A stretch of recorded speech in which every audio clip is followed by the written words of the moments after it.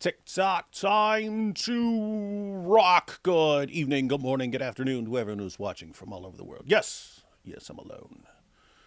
Just me, just me. Didn't invite anybody else. This was just what is this, David? Guys are evil, man. David is just now remembering he scheduled a live stream. Notice, guys. When I have other people on with me, I'm 10, 12, even 15 minutes late sometimes. And yet here I am by myself, right on time. Coincidence? Coincidence? Hey, so anyway, yeah, someone sent me. This was actually I don't know, a week or two ago. But then I just saw I'd made a note about it. Someone said a Christian YouTuber had posted a response to my Ramadan in Times Square video, where let's see, me, Hatoon, Anthony Rogers, Drake went there, and there were other people who were there, but like the four of us went there, but there were other people there as well. Anyway, I was kind of walking beside the Ramadan prayer extravaganza there, and I brought up some passages from Jesus and recorded a video there. It was funny. Some people, you can see the comments on the video. Some people thought I would just took someone else's video and was doing voiceover on it and so on. Nope, I was there. I was standing right there. And you can see in their video, they started, the leader of the whole thing, he started calling me out and stuff. Anyway, we've been through some of that. But someone said, I haven't seen the video. We're going to watch the video. I haven't seen the video. But someone said a Christian named, I'm not sure how to pronounce his name. I've never, Janie, something like that. We'll see. But, wait, what is this? Warner was the funniest? Hang on. Warner was the funniest. Yeah, Warner's always the funniest at everything. What is this? You have been humiliated. So, what is this? David needs post-it notes. Yeah, I do. I actually do. It's funny. David Wood thinks 2 minutes late is right on time. Well, most people post like 2 minute music intros. So I don't. So if I just leave out the 2 minute music intro, then that would be right on time, right? Would that be? What the heck is this, man? Hold up. And not a moment's peace in my entire life without this guy. Hey, man, what's up, man? Your hair's looking kind of cool. Thank you. I appreciate it. What, I what do you? heard that you were streaming alone today, so I said maybe I'll just come in and pop in for a bit. Yeah, that's always a good idea. When someone just like, hey, you know what? I really want to be alone. Just charge right in, man. Charge right in. That's what you do. That's what you do. Hey, how you doing, Issa? Well, Issa, I'm wonderful. Thank you're you. gonna be on the wrong side of this one, Issa, because we're about to. Well, no, you might agree. You might agree with the guy. Anyway, I heard this guy called me out. He called me out for my video somehow or something like that. No, I don't know him. He might be super nice. He might even be right. We're about to see. We're gonna see it. But anyway, someone sent me a video saying he had responded to my Times Square video, and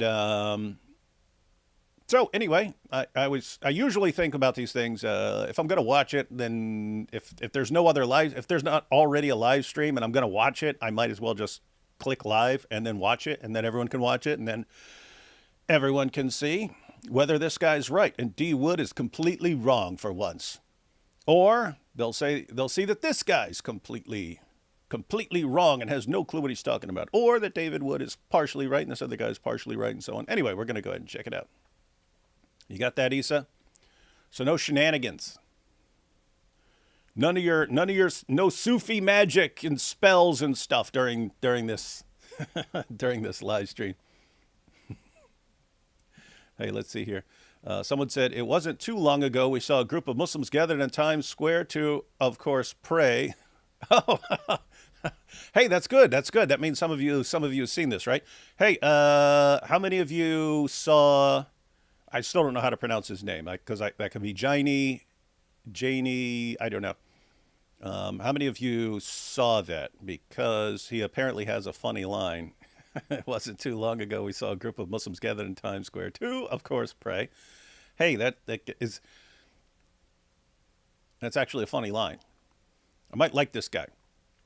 That's the other reason I like watching some of these videos, because if it's a newer kind of a newer YouTuber or something like that, or someone I'm not familiar with, then happy to help get some exposure. So some people might watch it and go, hey, I like this guy, and then want to check out his channel and stuff. Or some people might be like, oh no, I can't stand this dude, I will never watch him again, and boycott him. So it's good to know. Good to know. And only watching this because Issa joined. Nice, nice, nice. Very sweet. So guys, yeah, won't be going too late tonight. The video's I think 20 some minutes long. I think it's 20 some minutes long. So we're gonna check this out, and if this guy has to be completely destroyed and humiliated, by golly, that's what we'll do. Or if he's right, then maybe I need to be completely destroyed and humiliated. We'll see. All right, ready, Issa? What are you doing, man? I am just in the car. I was going to a show tonight, so I saw you were streaming, so I said, let me pop in before I go to the show. You want to share what show? It's a comedy show it's called the Punchline in Philadelphia. Oh, so actual like stand up comics? It's stand up comedy. You ever thought about jumping up on there? I was thinking about it. I was Because, thinking about it. dude, you know what's funny? Like someone with kind of a unique background. I'm telling you, you jump up there and say, "Hey, I'm a Sufi Muslim and Jewish." That's kind of a good, like I actually lots of jokes could emerge from that sort of situation, man. I actually have a very famous friend who, it's like a childhood brother. He does stand up. His name's Ahmed Weinberg. So he does a lot. He has Comedy Central. Has this thing called Ramadan Diaries. So yeah, he did that shtick. He's like, I'm fasting and the refrigerator is there and I'm hungry and I want to have a relationship with the refrigerator. It's wild. So yeah. Interesting stuff. Interesting stuff. All right, so we're going to go ahead and jump into this video, guys, and we're going to see. I did when I was getting it ready. I did scroll. It looks. I don't know if he played all of my video or most of it, but I don't think I need to play my video because either watches a lot of it or most of it. But we're going to go ahead and check this out. All Do you want right, to ask you a quick question? you just did. Oh, I like another one. Do you think Bassem Youssef is funny? I do. That's actually what this show is. So I was like, I want to see what his humor is. So because he's coming here, so I said, let me go see Bassem Youssef. You're going to see Bassem Youssef. Now, keep in mind, he says some messed up, evil stuff. But I'll give credit where it's due. I think the guy's funny. Even if I disagree with something. It's like I'm sure you've seen this before. You'll have some movie coming out, and then everyone flips out about it. People will flip out about the movie because it's pushing because it's woke or something like that. And I'm always thinking like, okay, my main criterion is, did you make a good movie? It could be a message I completely disagree with, but I could say that is a great movie, and I completely disagree with the message, but very well done movie. Or I can say, hey, there's a movie I completely agree with the message, but what a crap movie. Yeah, I've seen lots of people like they don't agree with the message. They say it's a terrible movie. It's like, I don't know, there's a pretty darn good movie there. So I don't know, maybe just. So anyway, it's like with Bassem Youssef. I think he's I don't know. I think he's he even when he's saying something. Gosh, I don't want to. Now everyone's like, oh, I'm gonna go start watching Bassem Youssef. I can acknowledge a dude is seriously funny. Which I think he is. But I've seen other people, he's not funny at all. He's not funny. He's terrible. It's like, I don't know, man. Seems kind of funny when I saw him. You heard it here, folks. Issa going to come back all radicalized from Bassem Youssef. And wait, what is this? Docs. Please tell Issa not to dox himself. Worried about his safety given he joins your streams. Oh, you think someone's going to go to the Bassem Youssef show and Jihad Issa here because he hangs out on my show and calms me down half the time?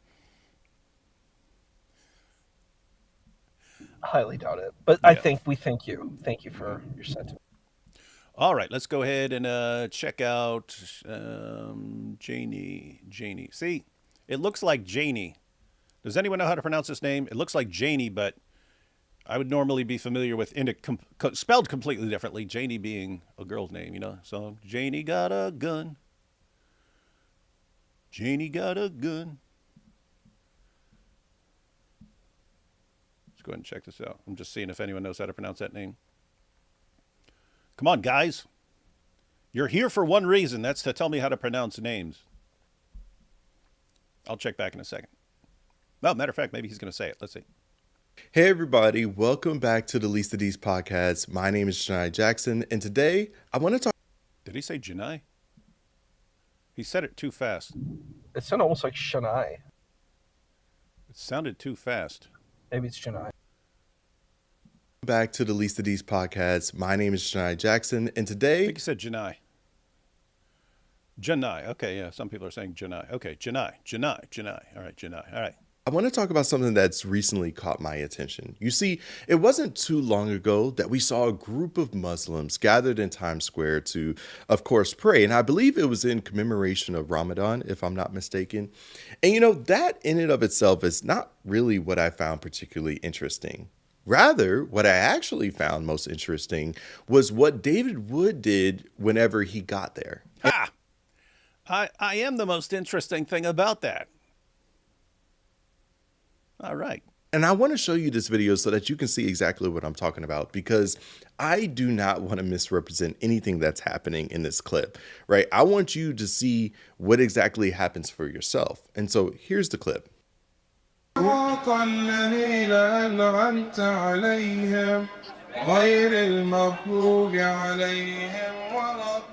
at this. These are people who claim to respect Jesus. Hey, you might want to look away from this, Issa, because I'm talking about your Times Square Ramadan prayers, man. Do you know what's actually funny? I actually saw this clip, and I was like, you're not wrong. According to the Quran, you're right. There's a chapter in the Quran called Surat al-Ma'un, and it says exactly what you say in the Quran, too. It says, do not make prayer for show. It says that literally. It literally says that in the Quran, you know, so. And Muhammad in the Hadith said, "Do not pray in the what's the word? It's not popular. Common or something like this. Road or something like that." And I'm not sure whether the idea. I'd have to look at like commentaries on it or something. But I'm not sure whether the idea was that you would be blocking. You don't want to block the road, or if it was just, hey, if you're in a like a common road, then there's going to be distractions around. There's going to be noise around or something like that. So I don't know what the background, I don't know what he was actually trying to say. But either way, you see Muslims doing both. I mean, what place on the planet, other than if like bombs were going off around you, like what more distracting place could you possibly be on the planet other than Times Square? I mean, it's the most distracting place in the world. Just look at the signs, like all around, and then people all around, and people making noises and stuff. So, if Muhammad was saying, you know, you don't want to be in a place that's going to have tons of distractions around, well, this should not be going on. Or if he's saying you don't want to block roads, I can't say they're blocking a road here. You can still get around. But we do see lots of Muslims for these things blocking roads and stuff. So. But I talk about what Jesus said. But it's funny that it's aligned. I was just going to say, I think it's really funny that it's aligned. Even the Quran says it. That's what I think it's really kind of hilarious. See, Isa saying, you see, it's all one. It's all the same message. Well, this particular thing is aligned. And I think that's really funny that you can quote the Quran too. It's like you quoted the Quran when we were debating Junior. You're like, well, the Quran says this. You're refuting this, but the Quran says it.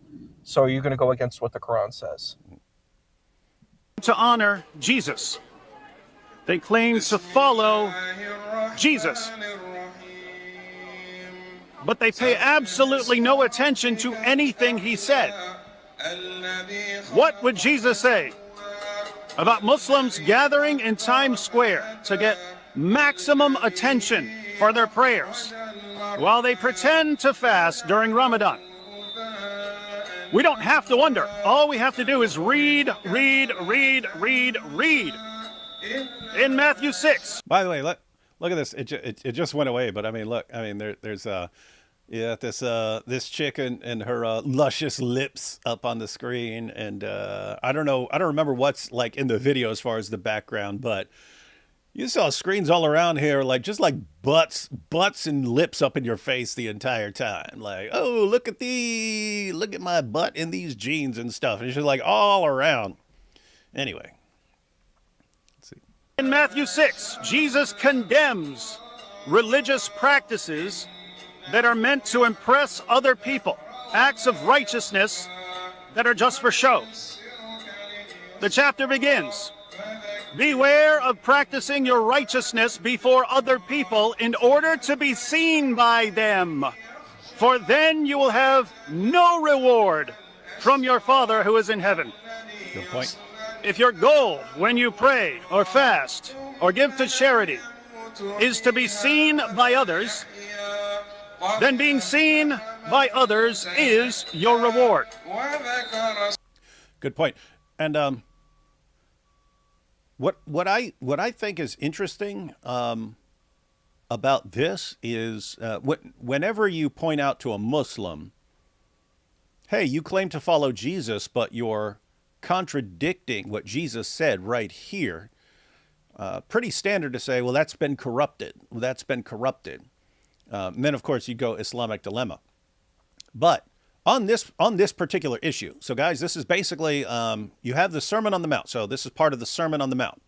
It's the Sermon on the Mount is in the book of Matthew, chapters 5 through 7. It's one long sermon by Jesus, and this is chapter 6 is about hypocrisy, doing things just to be seen by others. Praying to be seen by others, fasting to be seen by others, giving to charity to be seen by others. Keep in mind, if I wanted to give, like, if I had some money I wanted to give to charity, I could do that completely anonymously. And Jesus said, don't let your left hand know what your right hand's doing, right? That's how you're supposed to, like, keep it secret. But, like, so Jesus is talking about don't do your acts of righteousness in order to earn yourself a reputation for being this awesome, righteous, pious person. If you do, well, guess what? That's your reward. If you're doing these things not because they're right or not because God wants you to do them, if you're doing them so that you get a reputation as being an awesome person, well, then when you do them and then you get a reputation for being an awesome person, that's your reward right there. That's what you got out of it, because that's why you were doing it. But anyway, Suppose you bring this up and someone says, well, that part's been corrupted. Jesus never said that. It's like, really? Like, do you think Jesus really thought it was a good idea to be doing these things, to be seen by others, and that someone came along later and is like, hey, I don't like the fact that Jesus was saying, do all this stuff in the middle of the streets and make sure you're always pointing at yourself saying, hey, look at me, look at me, look at me. That's what Jesus is really saying, but I'm going to change it so that he's actually calling out hypocrisy and he's telling you not to do this stuff to be seen by others. Like, you think that's more likely? It seems way more likely, especially given how much people got upset.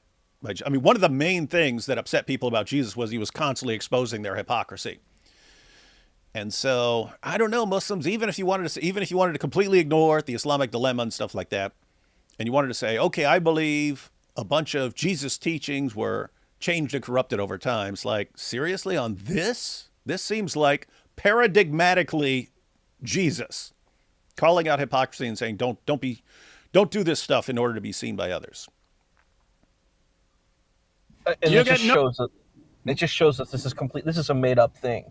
They've made this up because, like we said, in this particular situation, the Quran is an agreement where it says it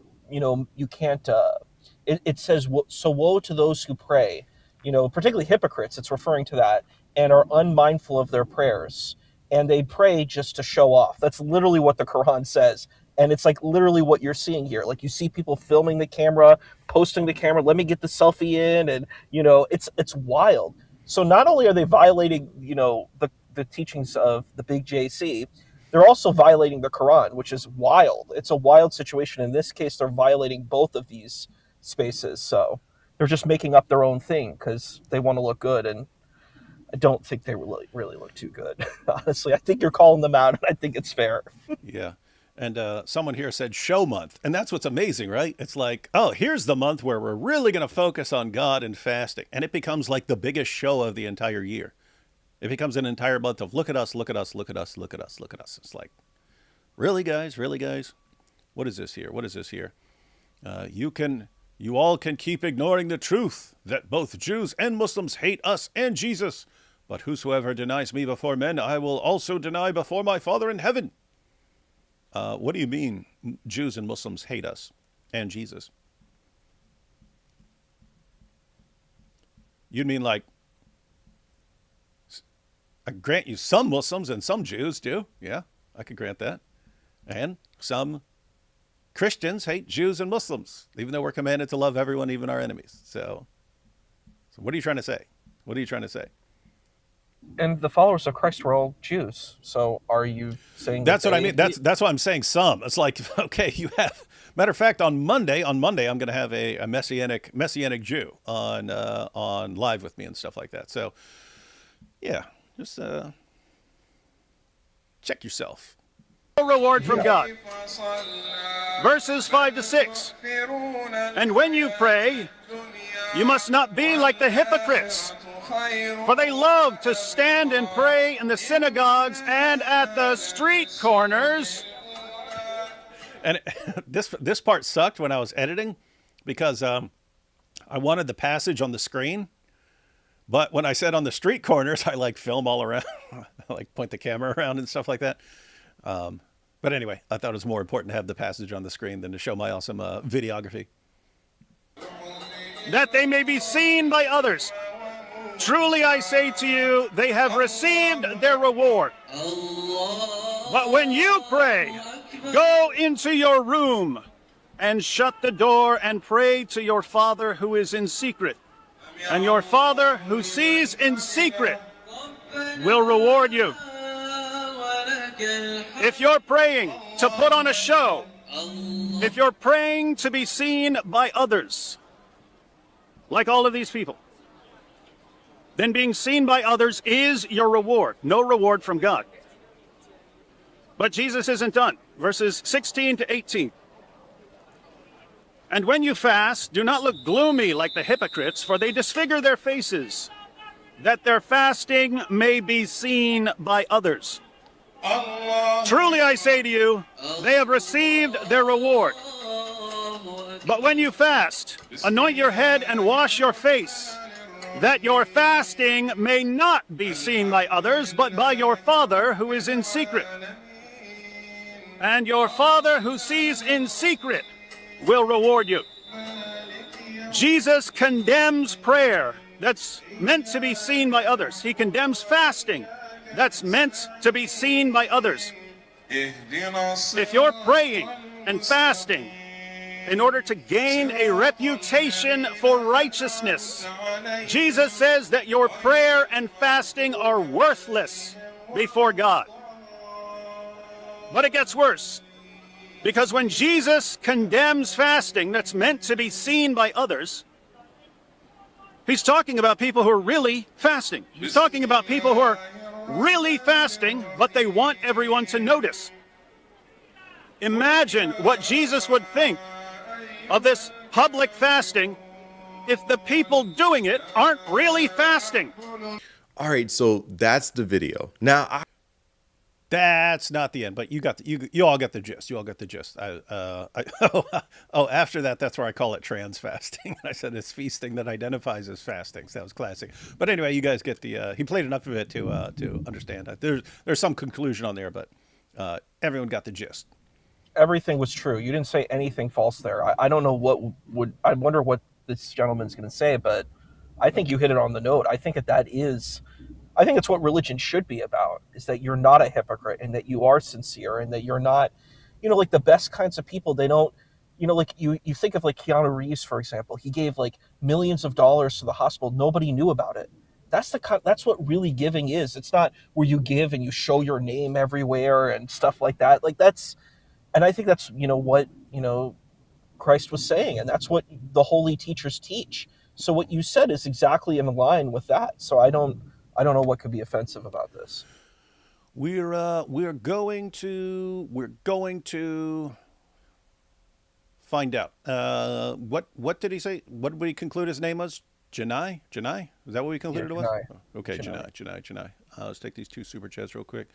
Um, Just responding to someone. To quote the words of Jesus in John 4:22, you worship what you do not know. We worship what we know, for salvation is from the Jews. Then that's a super sticker. Thank you. The Malik of the Goofy Sufis. The Malik of the Goofy Sufis is here. Can you confirm that D Wood is your Dimmy, oh based one? Oh, hi, David. So silly. Absolutely not. I think that system is ridiculous and evil. So Ha! Ah! Hey! it's an evil system. We can finally agree with a Muslim on something. Awesome stuff. And there we have Isa. Oh, hey, David. Hey, Ida. What's up? And we've got Allah doesn't know what is in secret. Shaitan does. And then Ida. Nice try, Ida. I caught you. As soon as I saw your name, I was like, Ida gonna try and trick me into reading a super sticker. All right. Nice. But that was a super sticker that said, keep it up. Oh, we're going to keep it up. All right, let's check out what Janai here has for us. I already know that there are many of you who probably see nothing wrong with what David Wood did there. Many of you are probably feeling just as concerned about Islam's growing presence in America, or even just in the world more generally speaking. And you're probably thinking to yourselves, man, it's about time that someone finally stood up to them, Good right? point. That someone Good points. finally stood up to this growing problematic religion that is Islam. And I know some of you are really saying that to yourself, especially if you view America as a majority Christian nation and you would actually like it to keep it that way. And listen, I completely understand that feeling. All right, I'm not going to act like that reaction is somehow crazy or irrational. Hey, Isa, we got some people here who still aren't familiar with you. You want to give the short version of what in the name of common sense you are? What in the common name of common sense I am? Wow. That's, I'm trying to figure out how to say that in a quick space. So I come from my background is I come from a Sufi and a Jewish background. And so I definitely come from like a perennialist perspective. Like all roads lead, to the vine. That's kind of where I'm at this moment in time. So I think that's a very simple way of putting it. But we know the truth because he is a huge Bassem Youssef fan. And we all know what that Yeah. means. All right, here we go. Get where that instinct comes from. However, I do think this is one of those moments where I think we need to stop and really think about what we're actually saying here and what these Muslims are actually doing. Because I have a sneaking suspicion that many of us right now are just reacting more than we are actually reasoning. And I don't just mean reasoning emotionally, right? Plenty of us are already doing a pretty fantastic job at that already. Rather, what I mean is reasoning biblically and logically and theologically. Now, I actually don't want to spend too much time on this in this video, but I do think that this is something that is incredibly lacking in today's culture, right? Which is just displaying the ability to just slow down and think carefully about these things. And I think this is actually one of those places where we actually have a chance to do that. And so let's take this moment to really think through this issue biblically and theologically for a moment, okay? Now, the first thing that I think we need to clarify is exactly how. Hold on. I just saw a funny comment. So he talked about reasoning. He talked about reasoning emotionally. Someone said, yeah, if there's anything D Wood is known for, it's reasoning emotionally. Yeah. I'm a walking ball of emotions, guys. Ramadan fasting actually works. And you kind of heard this explained in the video by David Wood, but I actually think it's worth saying again, but this time much slowly and clearly. You see, during Ramadan, Muslims fast from dawn to sunset, where they eat, no food and have no drink, right? Then, when the sun goes down, they break the fast at night. And yes, that often involves a large meal, right? Where families gather together and there's plenty of food, there's celebration. And then the next day, from dawn to sunset, they fast again, right? The cycle continues. And so when David Wood points out that many Muslims eat large meals at night in preparation for the next day's fast, he's actually not uncovering some hidden hypocrisy that Islam is just somehow unaware of. Rather, he's just describing the system exactly as it's designed to function, right? That's not a glitch in Islam, in other words. That's not something Muslims are secretly embarrassed about that David Wood pointed out there. That's already baked into the structure of Ramadan itself, right? It would be like someone coming from another country and coming to America, walking into a buffet style restaurant and then criticizing Americans for getting multiple plates of food, right? They may look, at us Americans and think, well, why are you eating so much food, right? You only need enough food to get through, the next couple of hours. But what they don't understand is that in a buffet setting, the whole point is that you're allowed to eat freely within that structure, right? You're not violating some hidden rule. You're actually operating according to them. And that's exactly what's happening here. And so when David Wood, as a Christian, critiques Muslims for eating large meals at night during Ramadan in preparation for the next day's fast, all he's doing is pointing out something that's already obvious to many Muslims out there, right? It's not as though Muslims think that they're doing a 30-day water-only fast, right? They understand exactly what their fast entails. And so whatever critique that we want to make of Islam, and trust me, there are many serious theological critiques to make against Islam. This particular point isn't exposing hypocrisy. It's just describing their practice as they themselves define it. I think he's off on a couple things so far. So he's saying that I wouldn't be exposing hypocrisy here because that's just their system. I guess the presupposition would be that someone's system can't be hypocritical. I mean, if that's the case, then Jesus shouldn't have been criticizing the scribes and Pharisees and calling them hypocrites. That was just their system. Right? It was just their system, right? They had a system in place, and here's how they're operating according to their system. He didn't say that. He said they're hypocrites. They're hypocrites. So that's kind of one thing. But so there's that. And then there's, as Isa was pointing out, you could point to, and I didn't do this in the video, but there are things within Islam where that you could point to and say they shouldn't be doing this even according to Islam. In other words, these particular guys out in the middle of Times Square, that they're not even doing things right. And then you could say, and I've heard Muslims point this out, even though you have this issue that food sales skyrocket during Ramadan, that you end up with all these medical problems and so on arising because of the binge eating during Ramadan. There are Muslims who point out, okay, yeah, even though lots of Muslims are doing that, that's not the way it's supposed to be. You're not supposed to be stuffing yourself every day and so on. So you could point out that they're not even following Islam. But the thing that I'm focused on is, which I said in my video, there are people who claim to be following Jesus. They claim to respect Jesus. They'll point out, look, Jesus had a beard. We have beards. You see, Jesus was a Muslim. It's like, okay, Jesus said, don't do this stuff to be seen by others. It was like fundamental to Jesus' message. Do not do things for show. So are you following that? And if you're not, I think it's important to call you on that. I think it's important to call you out on that. Hey, you claim to be following Jesus. You're doing the exact opposite of what he said. And he says, what you're doing right now scores you no points with God. Gets you nothing with God, what you're doing right now. So whatever you're doing, don't say you're doing it for God, because according to Jesus, this ain't for God. And I know there are tons of Muslims out there who watch this and they just get mad at me and stuff. Guess what? You say it hoping that some Muslims actually take the words of Jesus a bit more seriously and stop and say, you know what Jesus was saying makes sense. This is kind of how we've been doing it. This is what I've seen all my life, but you know what? It does make sense that you shouldn't be doing stuff to be seen by others. And guess what? There are Muslims out there who will look at that and go, you know what? That's Jesus' words make sense there.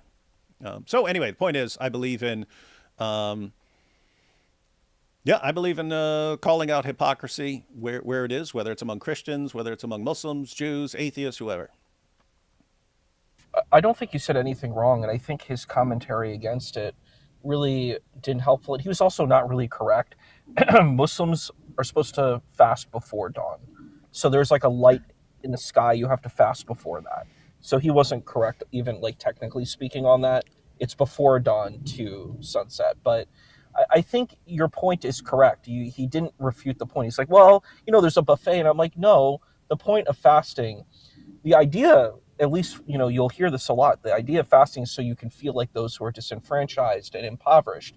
And if you're sleeping all day and you're eating all night, what is the purpose of that? You're just doing it because you were told to do it. You're not doing it because you actually believe in doing that. And I think, like for a lot of Christians, followers of Christ, the practice of fasting is a spiritually transformative practice. You're not just doing it because you're told to do it. You do it because you believe in it. It's a choice for you to choose to do it. And I think that that's a really powerful thing. And I think people should look at spiritual practice as that, is it's something that you're choosing to do sincerely. You're not just doing it to gain, how do I put it? Like, it's like video game logic. You're doing the stuff to get points. It's like, you're playing Super Mario, right? And you go collect the coins. That's what it is. You're just collecting coins and getting points, but it's not actually sincere spiritual practice. You know what I mean? Here's Ida laughing at her attempt to trick me into reading a super sticker again. D Wood entertaining a goofy Sufi. And someone said, Jai said Issa's a Jufi. I like Jai. He's a great guy. Oh, Jai's awesome, man. And he says, based, he has a good heart. And also, he's actually AP in disguise. Yep. Notice AP's not here, and somehow Issa shows up. That's what's in. And that matters, because if we're going to engage Islam seriously, we at least need to critique them accurately. Now, I know someone might say, but Janai, I think you're missing David Wood's whole point here. Ha! Janai. There, he said it clearly. So we were right. Janai. Right. His point was that Muslims hold Jesus in such high regard, and yet they don't follow his teaching, especially in regards to what he said on the Sermon on the Mount about not fasting and praying. Okay. Then he did understand my point. Okay. That's good. In order to be seen like the pagans do. And look, I hear that. I get what David Wood is trying to get at there, but I still think we're missing the broader issue, in my opinion, because if you actually understand what Islam teaches, then you would understand that Muslims are not followers of Jesus. Otherwise, they would be called Christians. And I know that's where someone's probably going to respond, well, isn't that just the inconsistency within their worldview, right? You can't claim to honor Jesus and then not do what he says, right? That's the whole point of grappling with Jesus' words there. Okay, this is Issa's shaking his head there, but I was concerned. I was concerned that he didn't actually understand my point, but he did actually state my point. So, okay, now we're going to find out why he disagrees with it. And I agree with many of you with the instinct behind that statement, right? In Christian theology and really in Christian apologetics, we say this all the time. Either Jesus is who he claims to be, or he isn't. There's no neutral middle ground where he's just a great moral teacher that you can safely admire from a safe distance. Hey, hold up on here. Dr. Wood, spare him. Colton has no idea how you could embarrass him. Who's Colton?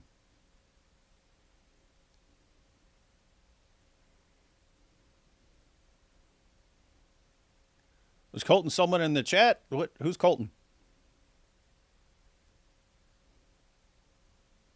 Maybe he's referring to Janai. Is his name like Colton Janai? No, his name's Janai Jackson. What are you Maybe saying, he looks man? like Hey, maybe he looks Joseph like Smith. someone called that. Hey, Joseph Smith, 007. Who's Colton?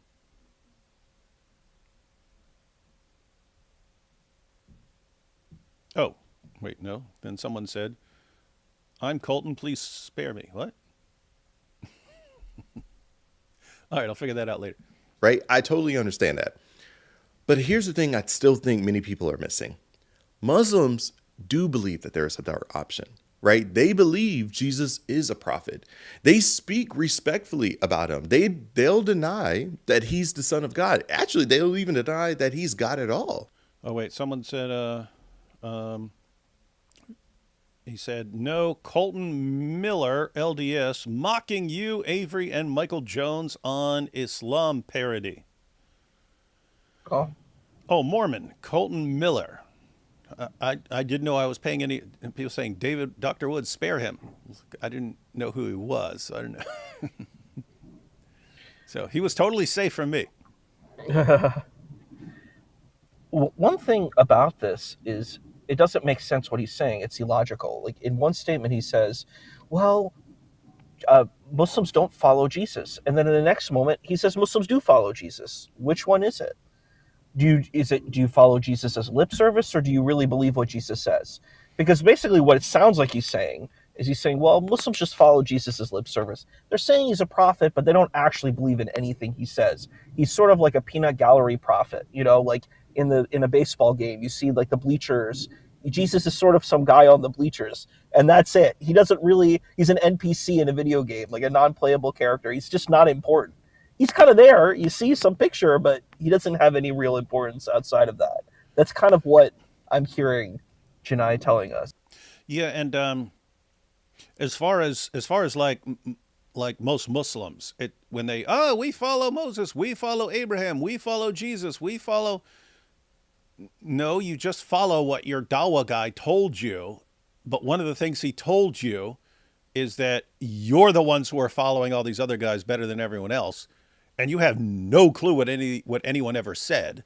All you've ever heard is what your Dawa guy told you, and then what it sounds like to me, what I hear when most Muslims are talking about this issue, and what it sounds like they're saying is we've submitted our entire lives to these Dawa guys, and we think that is submitting to all these prophets and so on. And it's just like they're telling you in many instances the exact opposite of what actual prophets and so on told you. And you'd never seem to get the slightest inclination to actually go to the previous books and see what prophets said. And so, in other words, how serious of a follower of these prophets are you when all you actually do is follow your Dawa guy who told you a bunch of stuff that completely contradicts them? It's like, seriously?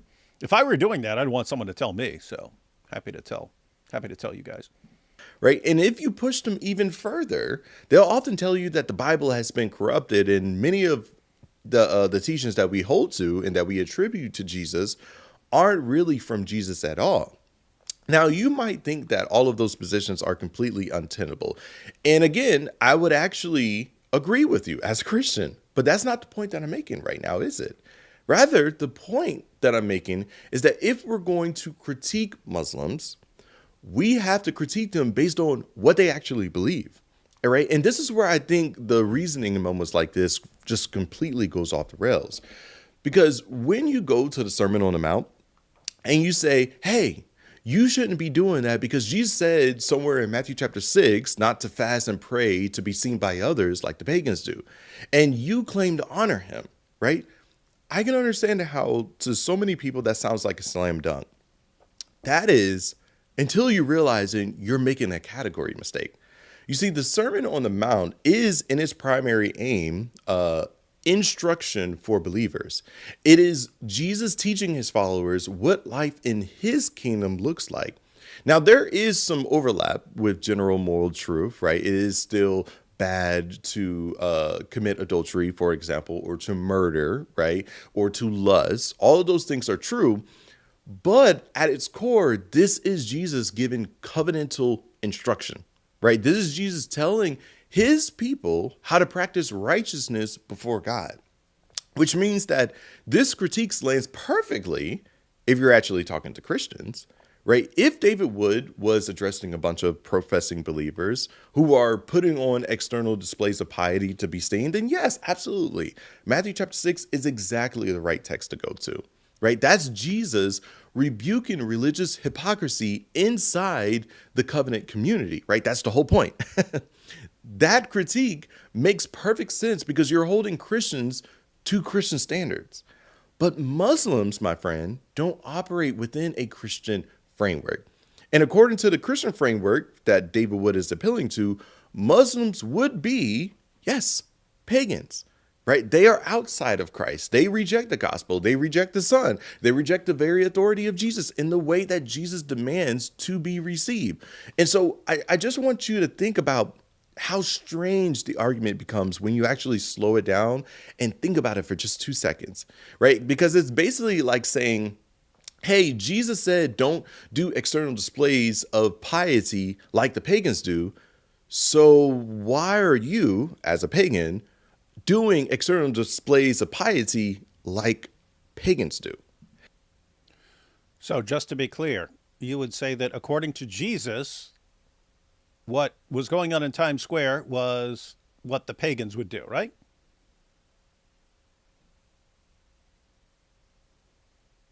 So, if a Muslim says, I'm following Jesus, and I'm following Jesus better than you Christians are, and you can show, actually, according to Jesus, your behavior is thoroughly pagan, you're saying we shouldn't say that because what? Because they're pagans? Like, okay, so if someone believes they're following Jesus but isn't, they're actually being condemned by Jesus, should you tell them that or not? That's what I'm confused about, because he's saying don't apply Jesus' teachings to people who claim to be following Jesus' teachings but aren't. It's like, what? Why would you not? Why wouldn't you point that out to them? You say, because they're actually in the pagan category. Well, why wouldn't you tell them that? Why wouldn't you say, hey, now one? I have to point out, I disagree with sort of underlying premise here that this is just for believers. Again, we saw Jesus say the same thing to scribes and Pharisees who most certainly were not following him, who most certainly were not following Jesus, right? And he condemns them for the same sorts of things. He condemns them for hypocrisy. And in fact, I mean, that's Jesus' most brutal rebuke in the New Testament was towards religious leaders who are hypocrites and are leading others astray. So Jesus didn't just reserve this for people who are following him. He believed you could talk to someone who isn't following him and condemn their hypocrisy. So I would have to say, like he's saying, Janai here is pointing out there are certain moral teachings that you would apply to everyone else, like don't lust and so on. But I mean, suppose someone has an entire religion that's just like, suppose a religion came along and said, you know what, our founding principle is we want to be as lustful as possible, and every moment of every day we want to lust. Could you critique them? Could you say they're wrong? I mean, Janai here said that there are certain moral truths that you would apply to others. So he's saying you would apply that to others. Well, what if their religion says, nope, we're as lustful as possible? Can you then say, well, you shouldn't be like that according to Jesus?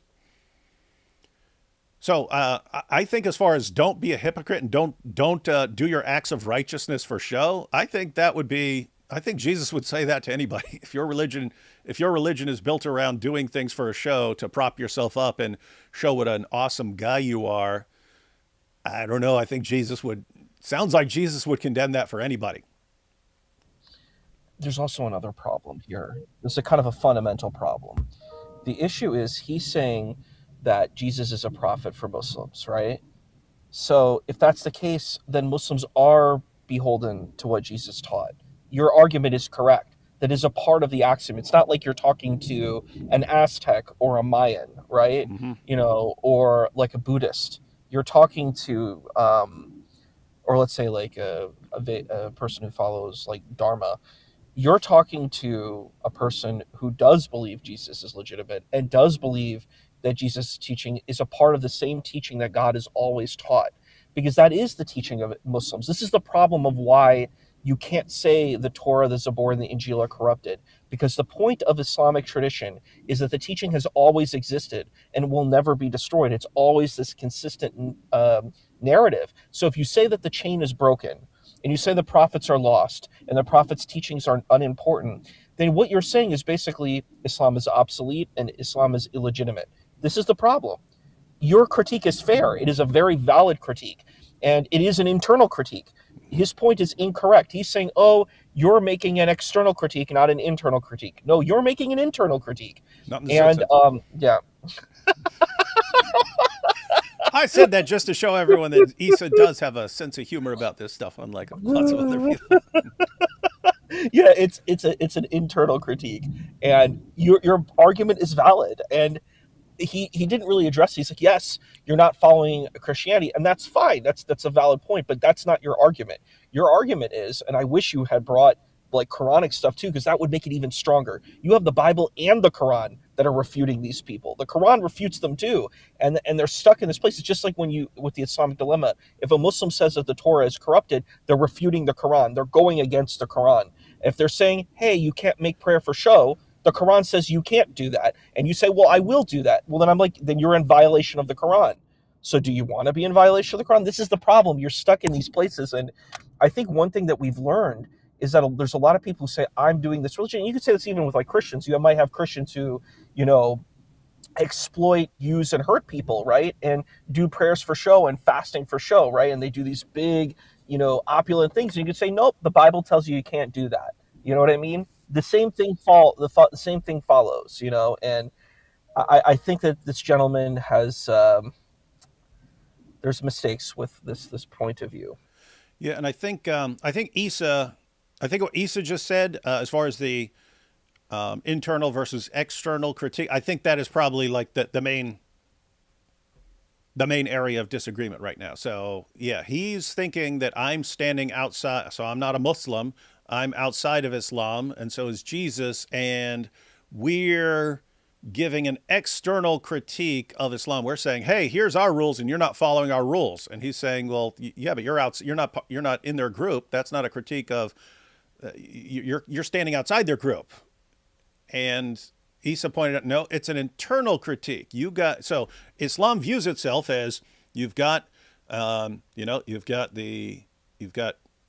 Torah, and you got the gospel, and you got the Quran. The Quran is like part 3. The Quran is like the Quran is the third installment, but it's supposed to be consistent with all the previous installments and so on. So they don't regard themselves as pagans or outside the teachings of Jesus. They're supposedly completely in line with the teachings of Jesus. And so we say, actually, you're not following Jesus. And I want to be clear here. If Muslims did not claim to follow Jesus, if Muslims didn't say that, if they said, we don't believe in Jesus, we reject Jesus, we can't stand Jesus, we only believe in Muhammad, not all these other guys, I'd still critique the hypocrisy of gorging yourself with food while claiming to be fasting and stuff like that. But most of it would be a completely different kind of critique. The main thrust here is you guys claim to be following someone who says do the exact opposite of what we see you doing. And as Issa pointed out, and as Janai pointed out, well, they could say that's been corrupted. Okay, then we go Islamic dilemma. Actually, you're not allowed to say that. So that's that's kind of the point. There's no way out of this. If you're a Muslim and you've been raised as a Muslim and you think you follow Jesus, and you're doing the exact opposite of what Jesus said, there's no way out of that apart from you either leaving Islam or radically changing your behavior or something like that. Otherwise, you are being inconsistent in some way. So if you believe Jesus actually said these things and you view yourself as like the third installment, what do you mean? You believe Jesus came along and he said, hey, don't be a hypocrite. Don't do things for show. But then once the third installment comes, then it's good to do things for show and good to just be doing everything to get a reputation for yourself and prop yourself up and be a hero, something like that. Do you think that's the final message? The final message was, yeah, Jesus had an outdated outdated way of doing things. Don't do it that way. Like, do you think that's the case? But then on top of that, if you say, nope, those teachings have been corrupted or something like that, well, now you're making no sense because your book says the opposite. So, yeah, suppose I'm looking at at believers in a system and they are being completely inconsistent and there's no way out. Should I tell them? I say yes. I would imagine Janai would say that you should try to show Muslims that Islam is false. But I mean, I look at this as like, here's a really good example of something you would point to as far as pointing out that you got a problem here, so that people who are trying to think more deeply about these things would actually sit back and go, I see what you're pointing out here. I need to figure out what to do about this. Like, do you see how backwards that is? Right? We're expecting pagans to act like Christians while they are still pagans. No, we're expecting people who claim to follow and respect Jesus to have behavior that follows and respects Jesus. And when it doesn't, we call it out so they can try to figure out why they don't follow that. Right? And this is exactly where Paul helps us out here. Because in 1 Corinthians chapter 5, verse 12 to 13, he asks us, really the Corinthians, this piercing question. He tells them, what have I to do with judging outsiders? Is it not those inside the church whom you are to judge? Right? Then he says, God judges those outside. And the church is to purge the evil person from among you. In other words, my friends, our responsibility is to deal with the hypocrisy and scandal inside the covenant community, which there is a lot of right now, unfortunately. The church is not commissioned to run around police the unbelievers for failing to obey Christian ethics. What's up? I wanted to say that I don't think what he's saying is wrong, but that doesn't mean what you're doing is wrong. Yep. They're not mutually exclusive, and I think that's the problem. Like, your argument isn't a wrong thing. There are problems that you need to solve within, your own spiritual community, within the church. But that doesn't mean that you're wrong for saying, hey, this is hypocrisy. These are not mutually exclusive perspectives. Yeah, and when Paul's talking to the church in Corinth, he's talking, hey, these guys outside the church and stuff like this, the pagans, the polytheists, they're doing all these horrible things. Guess what? Paul did go and preach to them, and he would call out their evil. I mean, just check out the beginning of Romans. He really calls out a lot of evil behavior. But I have to say, I mean, he would rebuke someone outside the church. I mean, Elymas the sorcerer, Paul called him, son of the devil, you enemy of all righteousness, and so on. So he had some choice words. But I think the underlying issue here is Islam is in a different category. It's not in the category of Christians, but it's also not in the category of pagans or people who say, I don't care what Jesus says, right? When Paul's talking about those, outside the church, he is talking about those outside the church, but the people he's talking about are people, I don't care what Jesus says. I don't care what your God of Israel says. And we don't believe in any of that stuff. We don't believe in that. We don't believe in your God. We don't believe in Jesus. We don't believe any of this stuff. We don't believe in your scriptures. Why would we care what you have to say, right? And then so, like, at that point, he'd be trying to show them that it's true, that this is the true God, that Jesus did speak the truth, right? That's what you'd be trying to show. That's the main thing that you'd be trying to show, like the pagans of Corinth. Muslims believe they're following the true God, and they believe they're following Jesus, and they believe all this stuff. So do you not correct them? I'm confused here. Like, if a Muslim comes up to you and he's doing the exact opposite of what Jesus says, and he also tells you, hey, I'm following Jesus even better than you, do you respond to point out the inconsistency? I would take it as obvious that you do. And I wouldn't apply what Paul's talking about, judging those outside the church, and say, therefore, you don't expose the inconsistency in their system. That, I don't know, that sounds weird to me. Well, and one other thing too is, if Muslims are able to set up tents and tell Christians that they can't believe in the Trinity and they're believing in Jesus wrong, right? then I believe that Christians have the right to the rebuttal of that. This is like the marketplace of free ideas. This is how we kind of in are the spaces that we're in allow for this type of perspective. So I think 100%, if they can set up a tent, like in San Diego, right? You can set up the tent and says, "I'm going to teach you about the real Jesus," right? Then you could say, "Well, no, actually, I'm going to teach you about the real Jesus." And I think that's a fair rebuttal. And I think this is not a fair. What Janai is trying to tell us is that you can't do that. The only way is to allow them to set up and do the dawa tables. But if you want to do counter dawa, you're not allowed to do it because it is counter dawa. That is what you're doing.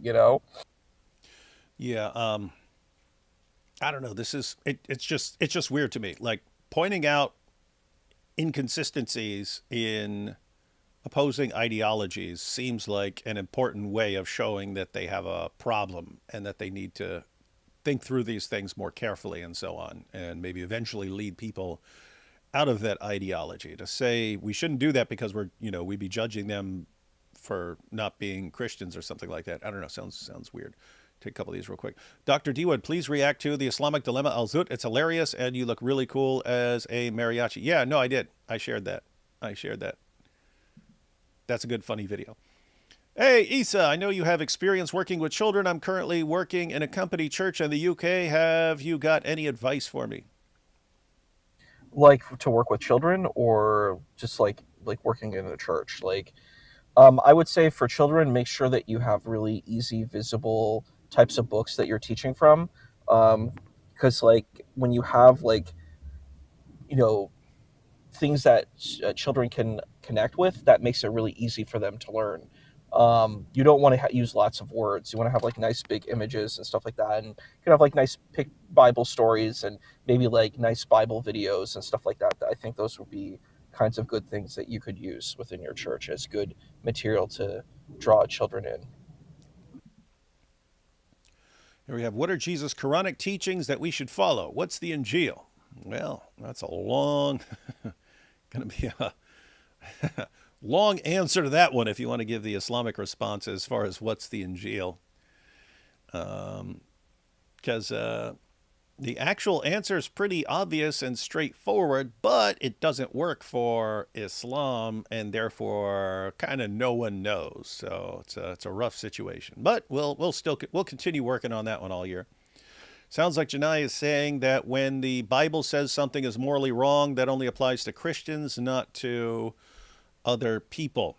Well, he granted that there are things that apply to other people. He just didn't think that this was what I was pointing out was part of it. I saw you reposted a Bryce Crawford tweet. Please be warned, he is a false teacher connected to another false teacher, Todd White. I have the receipts to prove this on my blog. Please use discernment. Well, I was only pointing out how hilarious it was that he was talking to a Muslim and what he pointed out, and how a lot of people convert to Islam and don't know anything about Muhammad. And then when they find it out, they're surprised. So yeah, just so you know, if I quote tweet someone or something, I'm not endorsing everything the person says. It could be a total atheist. It could be a total atheist making a good point.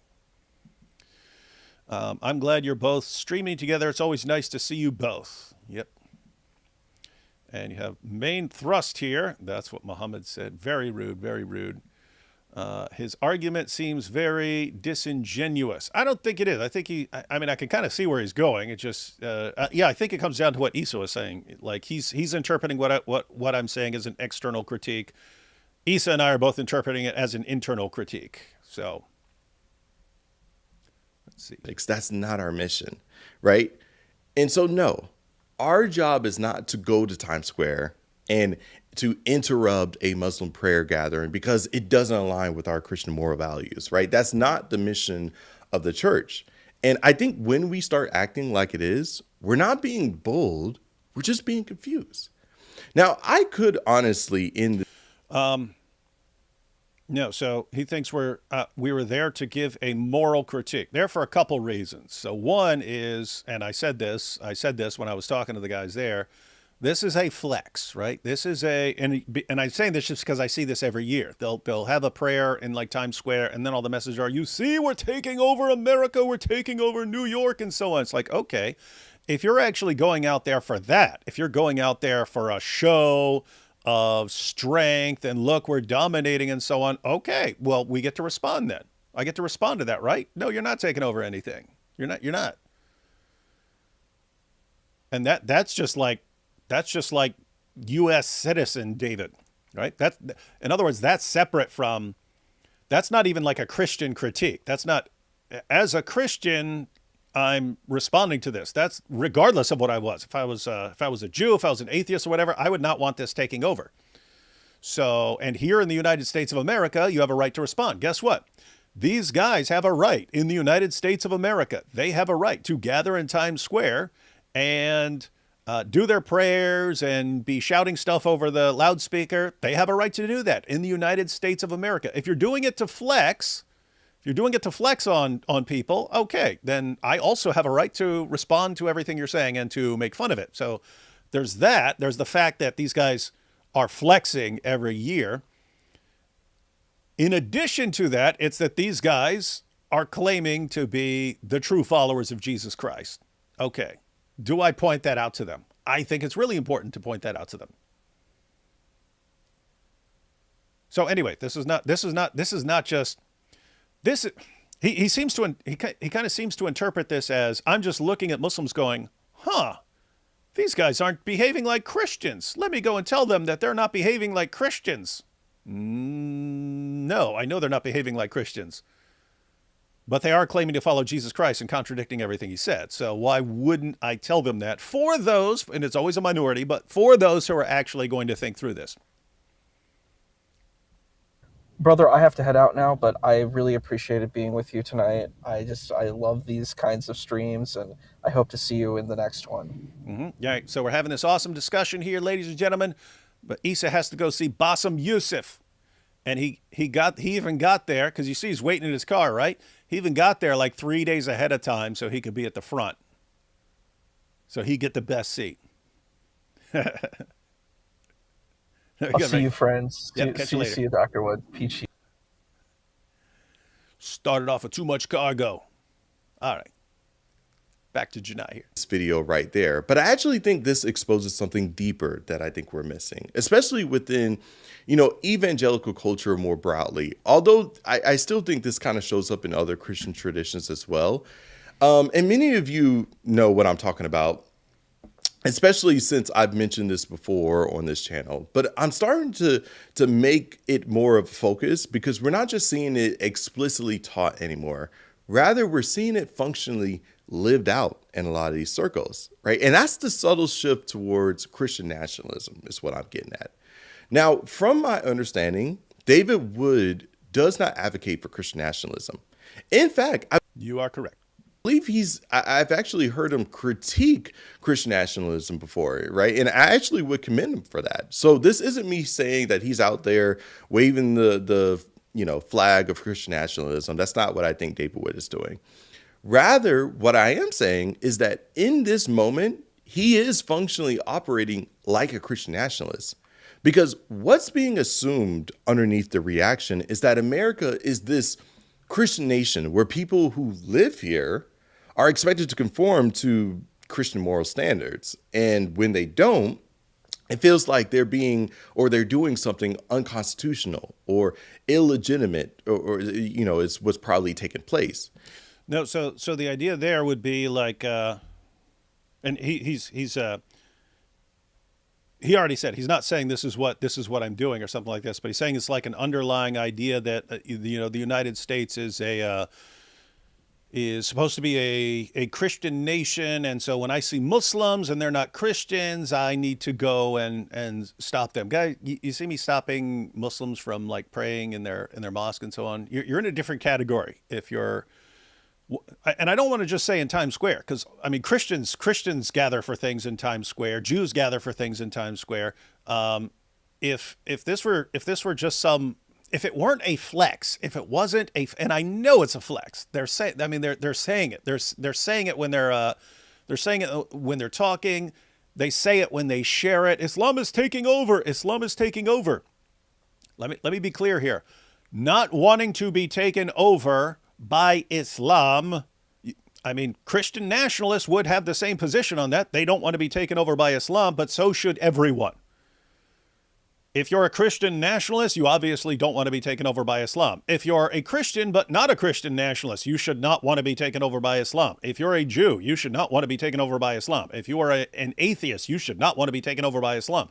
If you're a Hindu, a Buddhist, whoever you are, if you're a Republican, if you're a Democrat, whoever you are, you should not want to be taken over by Islam. So this isn't, only Christian rules apply here. It's here's a system that calls for our violent subjugation and wants to take over the whole shebang, and they try to do that more and more and more. Do you not respond to it? I think you respond to it. I think you respond to that. I think we've seen the problems in Europe with not responding to it or always backing down from it. It does not go well. Islam is inherently extremely aggressive, and it only stops when someone stops it. When has Islam stopped advancing when it wasn't stopped by something else, right? When Islam kept invading Europe, what stopped it every single time? Someone else stopping it.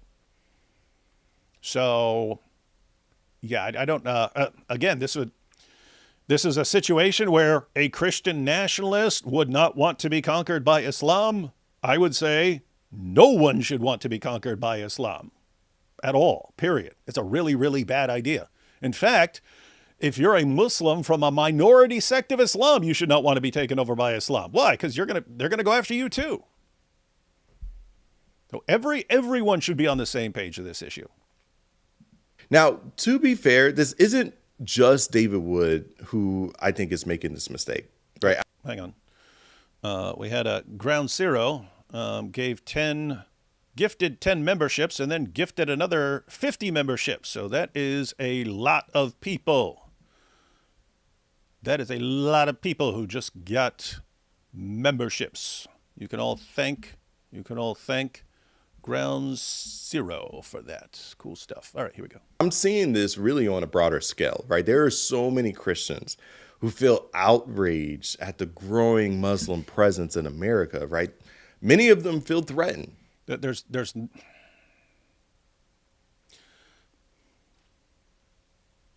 I don't want to say there's not a growing Muslim presence, but it's the United States, guys. It's growing in the, how do I put this? Islam is not growing in the United States. It's basically between 1% and 2%, and it's going to stay that way. Why? You have people who convert to Islam. The number of people who convert to Islam, that's completely offset. That's completely offset by the number of people who are leaving Islam. So, the only way Islam grows in the United States is by immigration, bringing Muslims to the United States, or having babies. The United States isn't like Europe.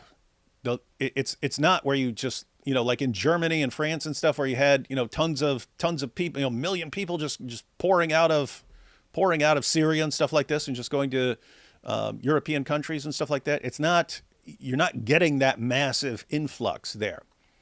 So no, this isn't about, Islam's taking over. Unless something serious changes, Islam's not taking over the United States. Lots of other things would have to happen before Islam is taking over the United States. So my concern isn't that Islam is taking over the United States or something like that. You can kind of see the problems in Europe, and don't ever let that entire process get started, because it ultimately destroys things. So, one, not Christian nationalism. Two, not about Islam taking over. Islam has some serious internal inconsistencies that need to be exposed. Why? Because even though lots of Muslims are not going to pay the slightest bit of attention, some do. I know from experience. You blast away at Islam on this issue. Yeah, maybe 99.8% of people don't pay attention. Some do. So Do you not say it? Do you not say something because 99% of people aren't paying attention? Or do you go ahead and say it anyway for the people who are actually paying attention? And if you're flexing, we're taking over as a message to your fellow Muslims around the world, hey, we're very strong and we're taking over. So even though we may feel weak, we're actually very strong. No, one of the things that really bothers Muslims about Islam, the number one thing, again, we can thank Muhammad Hijab for doing the work and compiling the data for us. The number one thing that bothers Muslims about Islam is moral problems with Muhammad. But the number two reason was the weakness of the ummah. It bothers them that according to their religion, they're supposed to be dominating the world and they're supposed to be the most powerful force around. They're supposed to have Allah on their side taking over the world. They're looking around going, all these nations are way more powerful than us. And we're relying on handouts from all these guys. What's going on here? That bothers them. Guess what? I want that to bother them.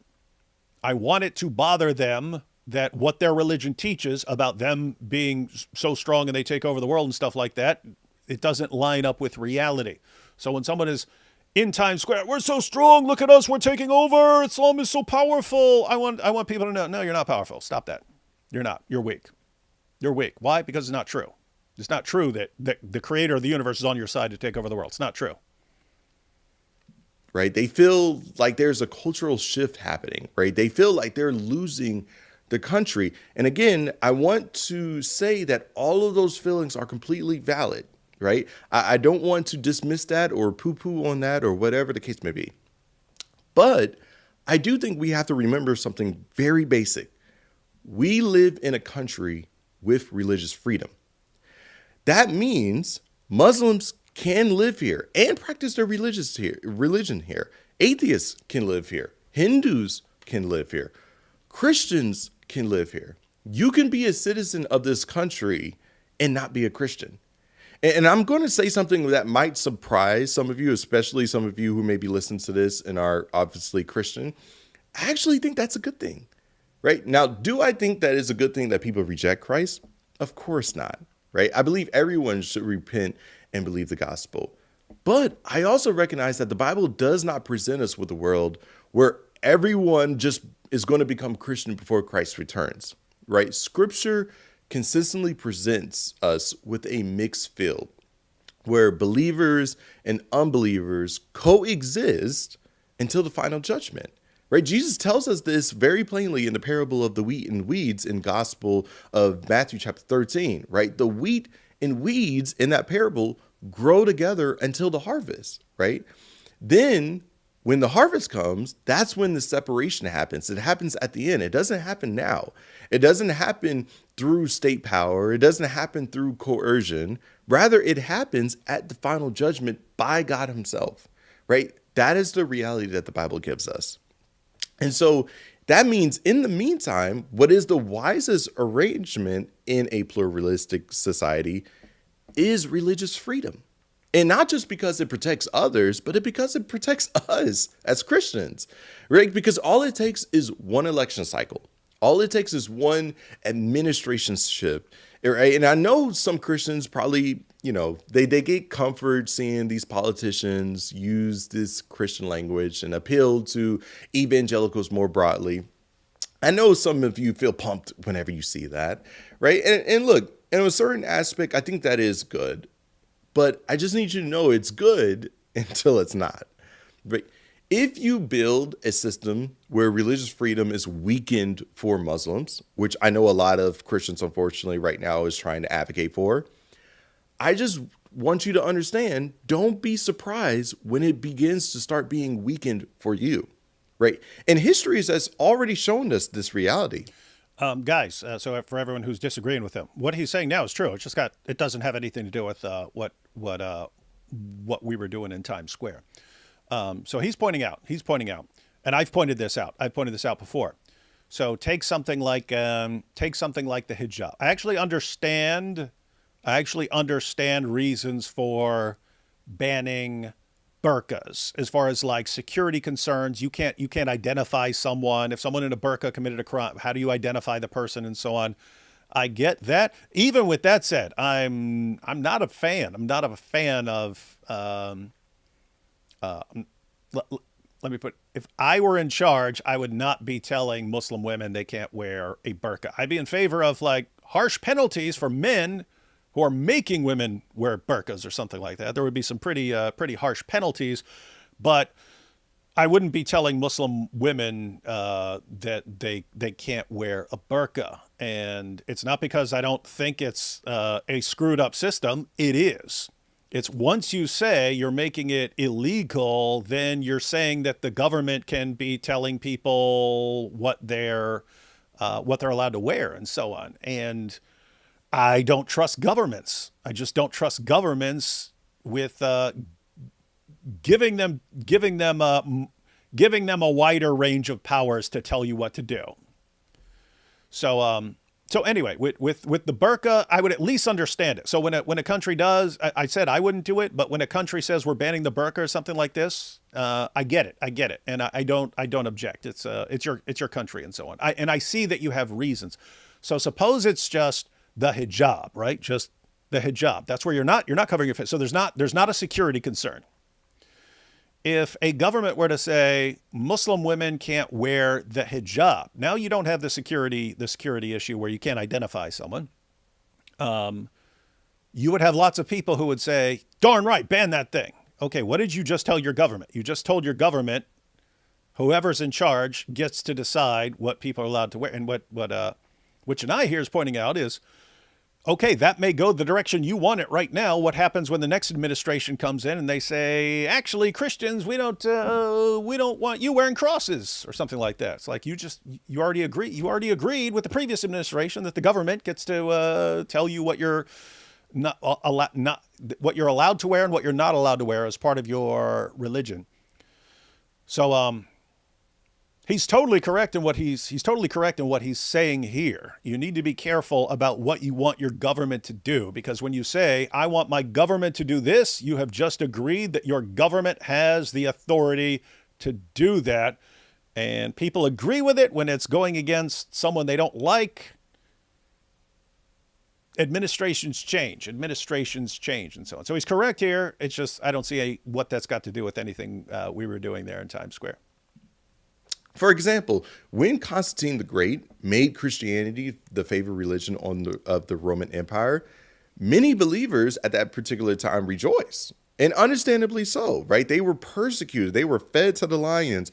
A lot of wicked stuff was happening around that time.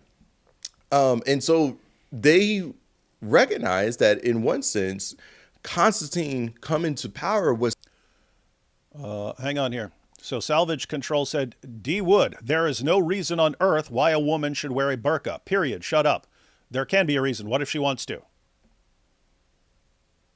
So you just told me to shut up. I'm not going to shut up. And tell me to shut up one more time. I'm just going to block you for thinking you. In other words, if you're telling me to shut up, but I have the actual ability to make you shut up, why wouldn't I? All right. But I'm going to give you an opportunity, Salvage Control. There can be a reason for a woman to wear a burqa. She could believe that that is what she is supposed to wear, and she might want to wear that. She might be in a situation where her husband isn't telling her, she's just a Muslim on her own, and she wants to wear a burqa. Should we say, no, you don't get to? And should the government step in, forcibly remove her burqa and send her to jail? Or they are forced, stupid. Some are forced. Salvage Control, are you... Okay, you're sounding really stupid right now. Are you saying no women actually want to wear a burqa? Because that's idiotic nonsense. There are plenty of women in this world who believe that it's good to wear a burqa. I disagree with them, but that's what they believe. And so they don't want to take off the burqa. Should the government step in and forcibly remove the burqa from them?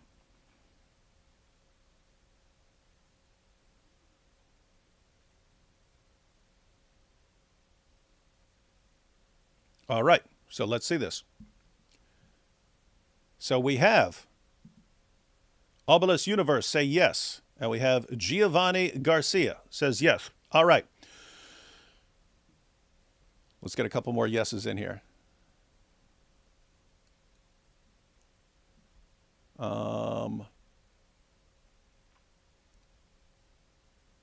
We have Brandon here saying yes. So they should be forcibly removed. Okay. So let me continue. If a woman wants to wear a hijab, keep in mind, that's not the full covering. That's just a scarf around her head. If a woman wants to wear a hijab, should the government step in and say you are not allowed to wear that covering on your head? Now, look, this is from earlier. Yes, security issue. I said I understand the point about security, and that's why I don't object. I don't object when a government says that they're banning the burqa. I understand that it can be a security issue. My issue is I so dislike governments having that level of control over people. I don't even like that. But that's a situation where I at least understand you have a point and an argument, and so I don't object when they ban the burqa. I keep my mouth closed. So should you forcibly remove a woman who wants to just wear the hijab? Again, the hijab is just covering the hair, face uncovered. Should you stop a woman from wearing that? You say no. Let's see. We have no. We have yes. We have no, no, no. Looks like most people on this one are saying, on the hijab issue, are saying no. And we have yes. All right. For those of you who are saying yes. So again, most people saying no to this one, but some people saying yes. Hang on. What's going on here? Yes, if a woman wants to wear a hijab, she should wear it even if the government says no. Actually, more so if the government steps in. I don't know what you mean by yes, because the question is, should the government step in? Let's see. Yes, 100% remove the burqa. It is a false claim of grievance against God for the vanity of horrors claiming to represent God. Let's see. No. And someone said, yes, it's funny. Okay, look, here we go. So Malik here says, yes for banning hijab in public. Okay, so Malik, that's kind of the point we're making. When you're saying, here you're not talking about a security issue. If a woman wears a headscarf, and you say, no, the government must stop her from wearing that, then you're saying the government says, no, you have to show your hair. You are not, as a woman, allowed to cover your hair. Okay, when a nun also has a covering on her head, do you stop the nun? Do you lock up the nun? Do you pull the nun's headscarf off? Do you do that? I don't know what it's called. I don't know what it's called there. We say make a poll. Okay, I'll make a poll.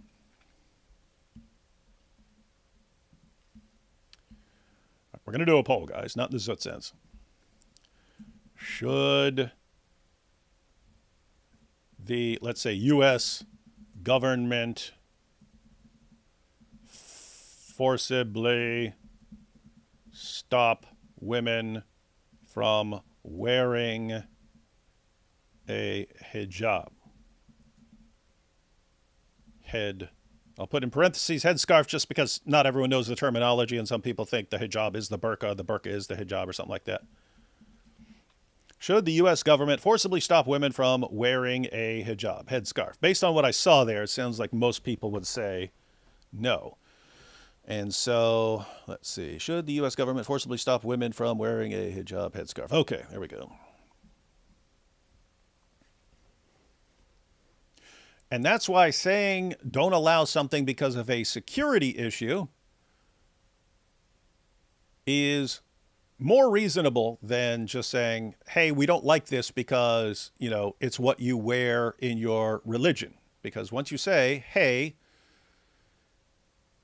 we don't like your religion, therefore you're not going to let you dress according to your religion. Okay, well, guess what? That can affect that would affect nuns. That would affect Jews wearing coverings on their head and so on. And that's wild stuff. That's the idea. If you give the government, if you agree that the government has that power to enforce what is appropriate attire for people's to wear in their religion, that doesn't stop with the people you don't like. That just doesn't stop there. In other words, don't think that just because some group you don't like is on the receiving end of the new rules, don't think that that never turns against you. This is interesting, though. So we've got the poll going, and it's should the U.S. government forcibly stop women from wearing a hijab, headscarf? 21% said yes.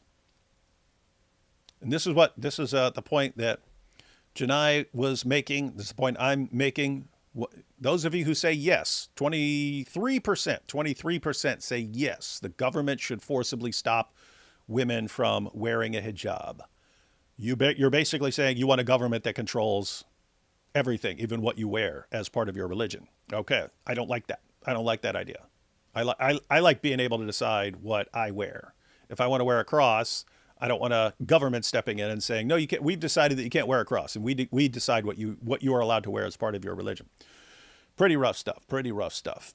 The issue though, is when you have if you get enough people deciding these kinds of things. In other words, if it wasn't 23% saying yes, if it was, let's say, 70% of people in the U.S. saying yes, the government should be stopping women from wearing hijabs or something like that, you could vote in people who would do that. You could vote in people who would change all the laws and things like that. Maybe even toss in an amendment of the Constitution or something like that. They could stop it. They could control what people wear. Guess what? That's not always going to go your way. It's not. And so the general idea, again, of Janai and me is you want the government's powers in a lot of these areas limited. Otherwise, the government controls too much of your life. I don't like the government controlling too much of my life. Such a blessing, but then some of them started to get a little comfortable, right? They started to think that, oh, well, maybe this is what the Bible is always pointing to. And they started to look at a lot of these eschatological passages through that lens, through the lens of their present reality. But then came Julian, who is often called Julian the Apostate, who attempted to restore paganism and push Christianity back into the margins. And you see the same, at that time, they saw in real time the same state power that once favored Christians now starting to turn against them. And so what does that tell us other than, hey, you better be careful what you advocate for? and this is the exact same pattern that shows up all throughout church history. You see, when I see Christians reacting as though America must reflect Christian norms in its public religious life, I get concerned. And I get concerned not because I don't believe Jesus is Lord. I absolutely affirm that he is. Again, I'm Christian. And I get concerned not because I don't believe every knee will bow and every tongue will confess that, again, Jesus is Lord. Philippians chapter 2 makes that very, very clear. But here's the key. I get concerned because I don't think many of us understand that we do not enact that final reality through political dominance or civic enforcement.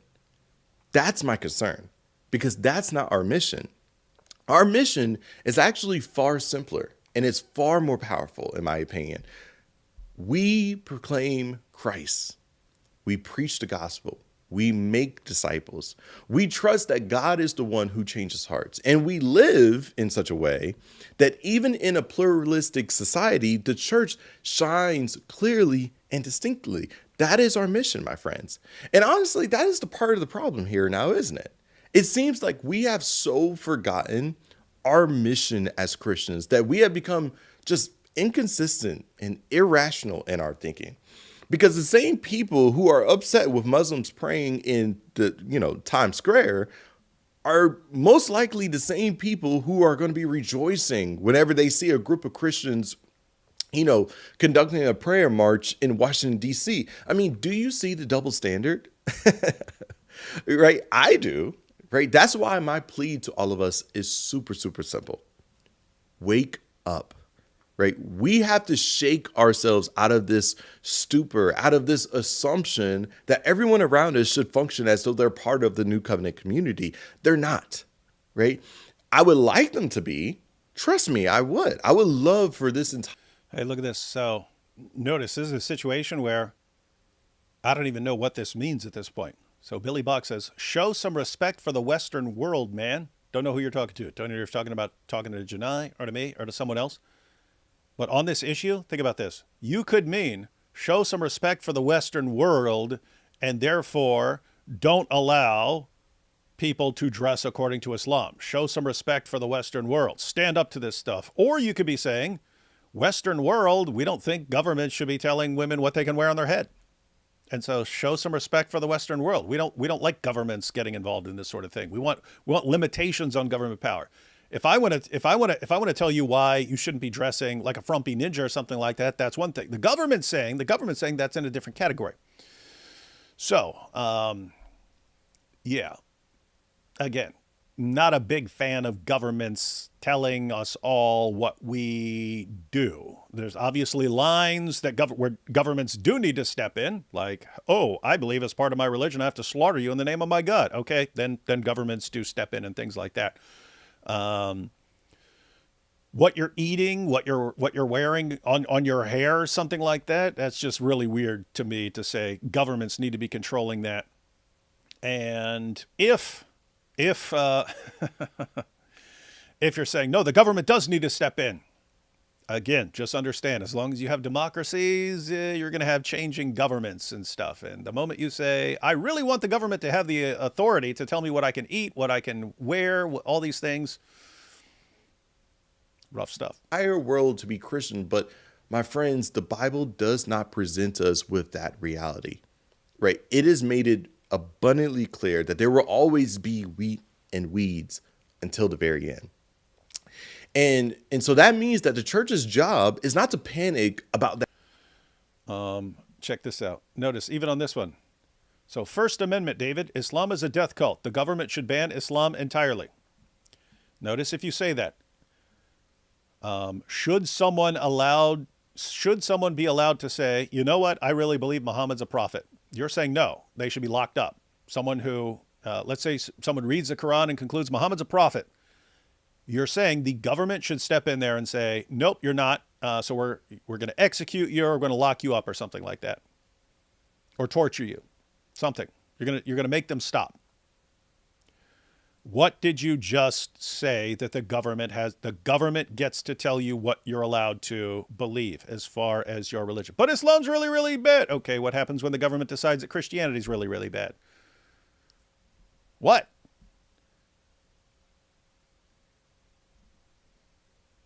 You're saying governments get to decide that stuff. Well, Islam is really, really bad. Notice what you're saying. Islam is really, really bad based on these criteria. And I believe governments should stop people from believing this thing. Okay. So you're saying the government should have the power and authority to step in, tell you you're not allowed to believe in this. Why, in the name of common sense, would you think that an administration 15 years down the road is going to find whatever I don't know what you believe, is going to find whatever you believe horrifyingly bad, and is going to toss you, is going to start torturing you for it? Would you, that's the point. Would you rather have a government that gets to make those decisions? And yeah, I want them to make those decisions. Why? Because I don't like that group over there. Okay, but once the government is what decides that stuff, then that's not you anymore. That's the government, which is over you and then can do that to you. Why don't? I'd rather have a government that doesn't do that. If there's a problem with belief, if there's a problem with what someone, again, if someone's a terrorist or something like that, absolutely, government steps in. If it's a matter of someone believing something that is wrong or false, I believe that comes down to me. You, government, stay out of that crap. Don't interfere, but don't interfere with me, like in the UK, right? In the UK, if you object to Islam, the government stops you. The government stops you. They don't stop the Muslim. They stop you from criticizing that. Okay, Why? They have a government that interferes on these things. And what happens? Then they elect people who are on the opposite side, and now we'll lock you up. And you guys are saying, yeah, it's good that the government locks people up for.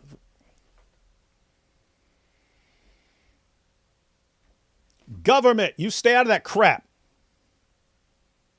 I'll deal with that stuff. We'll deal with that stuff. The moment you say the government is what deals with this stuff for us, the government decides what people are allowed to believe and what they're not allowed to believe. That's the take. And for some reason, people are going, oh, we don't want to become like the UK. In the UK, they actually interfere. They actually interfere. And they're not interfering on the side you want them to interfere on. And you're saying, oh, we need the government to have more power to tell us what to believe. Okay, great. And gosh, stupid. Reality is to be faithful within it. And so the next time that you see a Christian react like this, I want you to gently remind them of what our Lord and Savior actually taught us in the scriptures. I want you to remind them of the mission. Remind them of of Matthew chapter 28, right? Again, Jesus did not say, go and enforce Christian morality in the public square. That's not what he said. You're not going to find that in there. Rather, he said, go and make disciples. My friends, that's a very different assignment. And I want you to remind them of what the apostles themselves did in Acts chapter 17, right? When Paul walked through Athens, which looks like modern day America, if I'm being honest with you, and he saw a city of idols, right? He didn't panic. He didn't try to get Rome to pass legislation against pagan temples, right? He didn't do any of that. Rather, he reasoned. He proclaimed, he confronted the idolatry with the resurrection of Jesus Christ, right? With that message, he addressed false worship through his gospel proclamation. And so let me be very, very clear, because I don't want to be misunderstood and I don't want you to hear what I'm not saying. I am not saying we don't confront idolatry. I'm not saying that we don't confront sin. That's not what Paul means in 1 Corinthians chapter 5 either. Rather, what he says is that our primary responsibility is to deal with the corruption inside the church. And so my Fairy Tale Life said, Apologetics Roadshow, basically they're saying our government should do what the government does in Islamic countries. They're dumb and don't see how stupid they sound. Yep, did not think of that parallel, right? So you got, in Muslim countries, it's, hey, Islam rules, and everyone else, you're basically a second-class citizen at best, assuming we don't just lock you up and so on. And people like saying, yeah, that's what we need here. It's just we need Christians on top. And yeah, that sounds like it would definitely work really well. When we address the world, we do so through our gospel proclamation, not through coercion, right? We confront wickedness by preaching Christ crucified. That's it. It's not going to be done by berating Muslims while they're praying publicly. It's not going to be done through trying to enforce our religion through the machinery of the state. Right? That has never been, and it never will be, the mission of the church. In fact, Paul reminded the Corinthians of this very same point in 1 Corinthians chapter 2, right? In that passage, or really in that letter, they were tempted to dress up the Christian message with, eloquence of speech and worldly wisdom, as though the gospel needed some help to be received by unbelievers. And Paul tells them, look at this. Christian War Department says, we're just fed up. Yeah, I'm fed up too. What do you do about it? There's a pretty common thing where I'm fed up with this. Therefore, I want the government to come and deal with this for me. I was like, if you're fed up, then do something about it. If you're fed up, then you do something about it. If you get enough people who are fed up, then you have a ton of people who can deal with something for you. The moment it's, I'm fed up, therefore I demand a government that deals with this sort of thing, and we give the government the power and authority to make these kinds of decisions, you just gave the government way more control over you. Again, I don't like the government having all kinds of control over me. I don't like the government jumping in and telling me what to do. Look, I want you to remember how y'all became saved. I want you to remember how I decided to know nothing among you except Jesus Christ and him crucified. That's it. That's the strategy. That's how hearts are actually changed, right? That's how societies are transformed, right? We proclaim Christ crucified. And we trust that the Spirit to do only what the Spirit can do. And as Paul says in 1 Thessalonians chapter 4, we live quiet and faithful lives. We mind our own affairs, or in the black way to say this, we mind our daggone business, right? And we work with our hands. We embody holiness, and we don't panic every time the culture reminds us that they're not Christian, because we understand that. Now, I know that may not be the popular answer to many of you, right? It may not feel strong. It may not feel like we're doing something. It may not feel like that's the thing that's going to win the culture war, Janai. But I just want you to know that that's the biblical answer, right? And so that means the question that we should be asking ourselves is not, how dare they worship publicly in Times Square? That's not the question that we should be asking ourselves. That's not the question we're asking. We weren't there because how dare they worship in Times Square? It's they're flexing on all of us, and they don't even realize how their flexing completely exposes how fake they are. And we're going to tell them and the world how fake they are, how absolutely fake and how incoherent their entire system is. We take that entire thing and we use it to show that there's a massive, glaring problem with their ideology. Why would we not want to do that? So far, like a lot of stuff he's saying, I agree with. It just has nothing to do with anything that was going on there, anything I was doing. So, Either the real question that we should be wrestling with is, how do we reach them with the gospel? How do we show our love to a dying world? That's the questions that we should be asking ourselves, right? And so we have to keep reminding ourselves to stop being shocked when pagans are acting like pagans. When pagans act like pagans, the solution is not to make them behave like Christians. The solution is to preach Christ crucified and trust God to renew their hearts. fun fact, Muslims, if they are convinced that they have the truth and that they have this indisputable truth from God, they're not listening to your message. I would say like estimated 95% of the Muslims I've ever seen come to Christ only came to Christ after their religion was exposed. That was when they were able to take an alternative message seriously. So when you're saying don't expose the problems in their religion, don't expose problems with Muhammad, don't show that their entire system is hypocritical and inconsistent, you're saying just let them continue having this complete confidence that their religion is true, and then preach Christ crucified to them. I'll give you an example. Nabil. I've mentioned this many times before, guys. Nabil, after he became a Christian, he said, because we had ongoing discussions for 4 years. Nabil told me after he became a Christian, he said, every time we investigated an issue on the evidence for the crucifixion of Jesus, his resurrection, his divine nature, the reliability of the New Testament, every time we investigated that, he said, I would think to myself, Christians actually have good evidence for what they believe. He said, but then why didn't you convert? He said, because I would also think, well, even if they show me with 99% certainty that all this is true, I'm still 100% sure that Islam is true.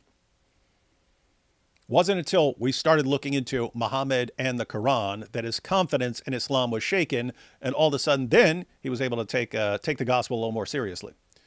So, yeah, guys, this just reminds me of stuff 20 years ago where Christians are saying, just don't criticize Islam, just preach Christianity.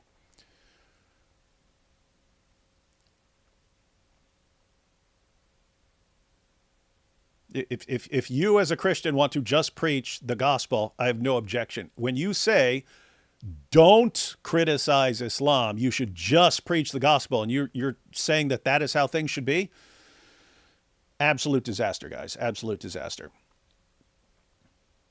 And so, if that's what he's saying, hey, don't expose the problems in Islam. You're not supposed to do that. That's a disaster, dude. That's a disaster. That is a recipe for dawa success. What do I mean? What do I mean by dawa success? Dawa guys lie compulsively, chronically to support their religion. If you do not go in there and expose the lies, then people just continue believing the lies. And now you've got people's heads filled with lies that keep them locked into their religion, and you don't respond to it because, no, we're just going to preach. Okay, well, I don't know what to do. That, my friends, is the solution. That's not the But solution. all right, guys, look, I can keep going on in this video, but that's the video. Let me know what you think down in the comment section, right? Look, if you found this helpful and you want to see more conversations like this, then please go ahead and, like, share, subscribe, do all of that good stuff. It really does help out a lot. But until next time, guys, peace. All right. Well, again, plenty of stuff there that I would agree with. Nothing he said really had anything to do with what we're doing. And the overall message, I'm not sure I was interpreting that correctly, but if the overall message was don't expose Islam, don't uncover all the problems with Islam and expose all the lies and point out all the hypocrisies and don't show how they're not actually following Jesus, don't show them any of that, just preach the gospel. That is a huge mistake and blunder. And if you don't believe me, just ask some ex-Muslim Christians. Anyway, take these super chats here. Revelation fits the Dawa Injil criteria. I don't know what you're saying. People like him suffer from self-destructive empathy, and they love to signal their piety. They do exactly what Christ warns against. Greetings, Netherlands, bro. God bless you all. Fight. Islamophobic or pattern recognition? Yeah, you definitely see some patterns in Islam. Do lack of funds, God bless. Can I have your attention? Yeah, I just read your comment. You could have posted something else. We got male Naomi before Grand Theft Auto 5, shaking my head. We remember Naomi. Yeah, we remember Naomi. Actually, he's kind of in that direction, but not as far off the deep end. He assumes Muslims value religious freedom as much as we do. Yeah, that's why Islam is in a different category of things, right? That Islam ultimately wants to take over. So that is not just a celebration of, hey, we have religious freedom in the United States, so we're praying here. They're flexing. Guess what? If you use your religious freedom in the United States of America to flex, don't complain when I respond. And I'm going to respond. This is what I think Raymond Ibrahim calls doormat Christianity. This guy seems too naive. Nice guy, but naive. I would agree. Nice guy. He's missing some things. Here. Giovanni says, no, David, honestly, he's literally so lacking in knowledge that it's harmful. It's literally what got us in trouble in the past by just being passive and allowing evil to grow. Yeah, guys, notice D. Wood is not saying when I'm talking about all the governments and stuff and what you do with head coverings and stuff, I'm not saying be passive. I'm saying we do that. We do that stuff. We respond to Islam. We don't have the government all of a sudden getting the power to control what people believe. And guys, I don't know what, you don't need to. Islam is so incredibly weak and fragile. A handful of people going through the Muslim sources and exposing the stuff led to the avalanche of apostasy. What would happen if you had 10, 20, 50, 100 times as many people doing it? Islam would crumble. Islam's already crumbling. More people getting involved makes it crumble faster. What you don't want to do is, Islam's crumbling really fast. Let's elect government officials who now control what we're allowed to do and say and think and stuff like that. That's a recipe for tyranny, ladies and gentlemen. And I'm saying that because, guys, you will, I guarantee you will have a tyrant. Not a tyrant yet, but someone who is on the path to becoming a tyrant, who's going to come to you and say, here's all the things you don't like in this world. Just let me have all the power and I'll take care of those things for you. And you're going to have people who are so frustrated at the way things are in the world, they're going to go, yeah, you do it. You get all the, you take all the power to go and do all this for me. And then he owns you after that. Issa says, thank you for having me, Dr. Wood. Thank you, Chet. Yeah, you go have fun watching your hero, Bassem Youssef. Moment we start regulating people's clothes, it sets a very dangerous precedent. Yeah, it's pretty simple. It's not about burqa alone. It puts precedents in the Constitution to argue to ban a lot of freedom of expression. That's basically it. Yes, 100% remove the burqa. It is a false claim of grievance against God for the vanity of liars claiming to represent God. I think I already read that, but that was... should the government ban halal meat?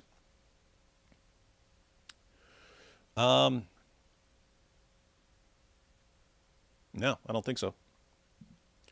You don't want halal meat, don't buy it.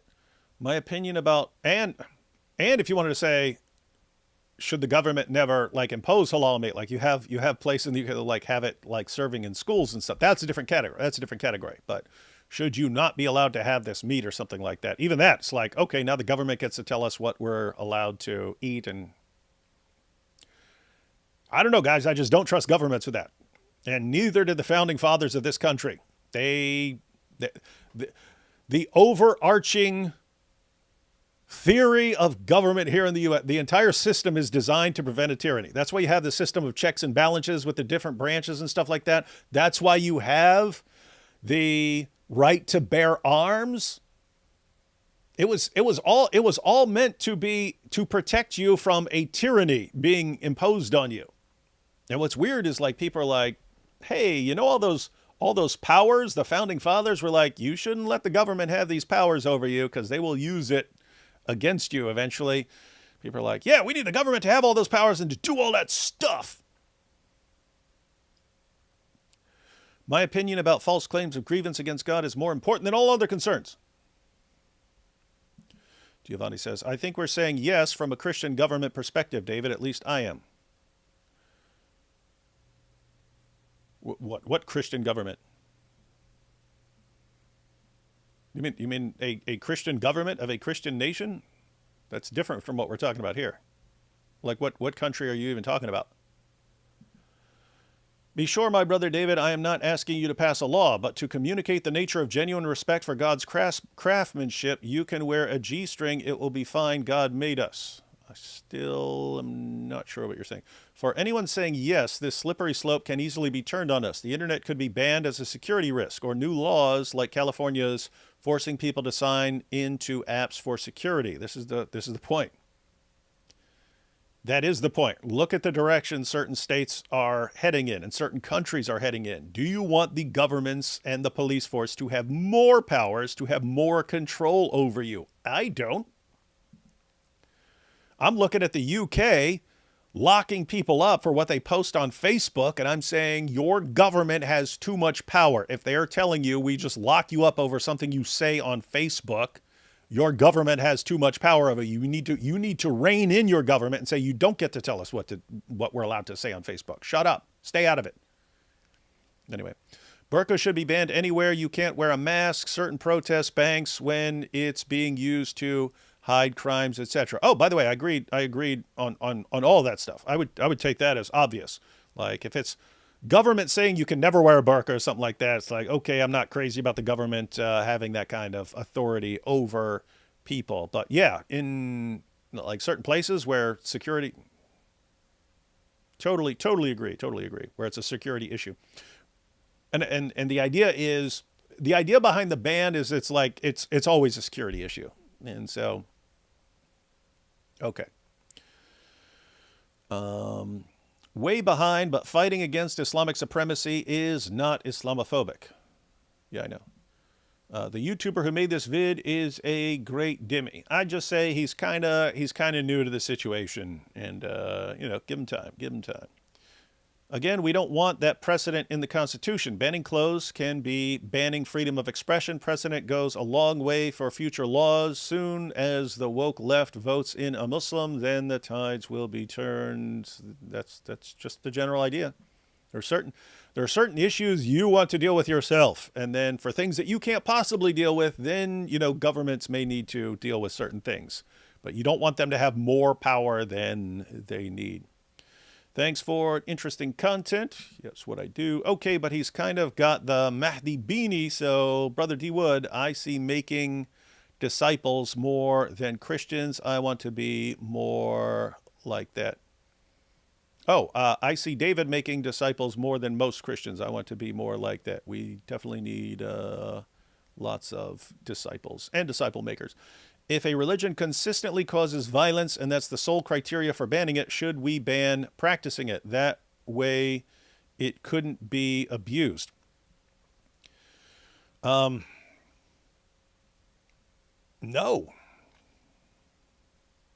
Look at what you're saying. If a religion consistently causes violence, so you say, okay, government, if a religion consistently causes violence, you say, okay, well, it's a tiny fraction. It's a tiny fraction of Muslims who actually go out and kill people, but it is consistent. Therefore, government needs to ban anyone from believing in it, not just the jihadis, anyone who's going to believe in it. Okay, well, what about the next administration when they say, look, other religions have caused violence? Well, it hasn't been as consistent, but we still see people becoming violent. Therefore, it's just all banned. Everything's banned.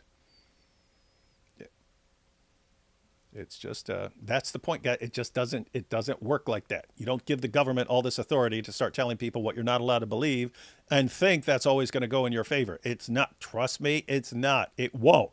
It won't go in your favor 100% of the time. The world doesn't work like that. And again, look at different states and the different directions they're going in. You want to just say to all these states, you guys now have the power to deal with all this stuff, bad stuff. Muslim public prayer is an attempt to subvert God's children for the vanity of the Islamic whatever. There is no such thing as. You don't have to forcefully remove the burqa or jail, just restrict entry to high security areas where it would be.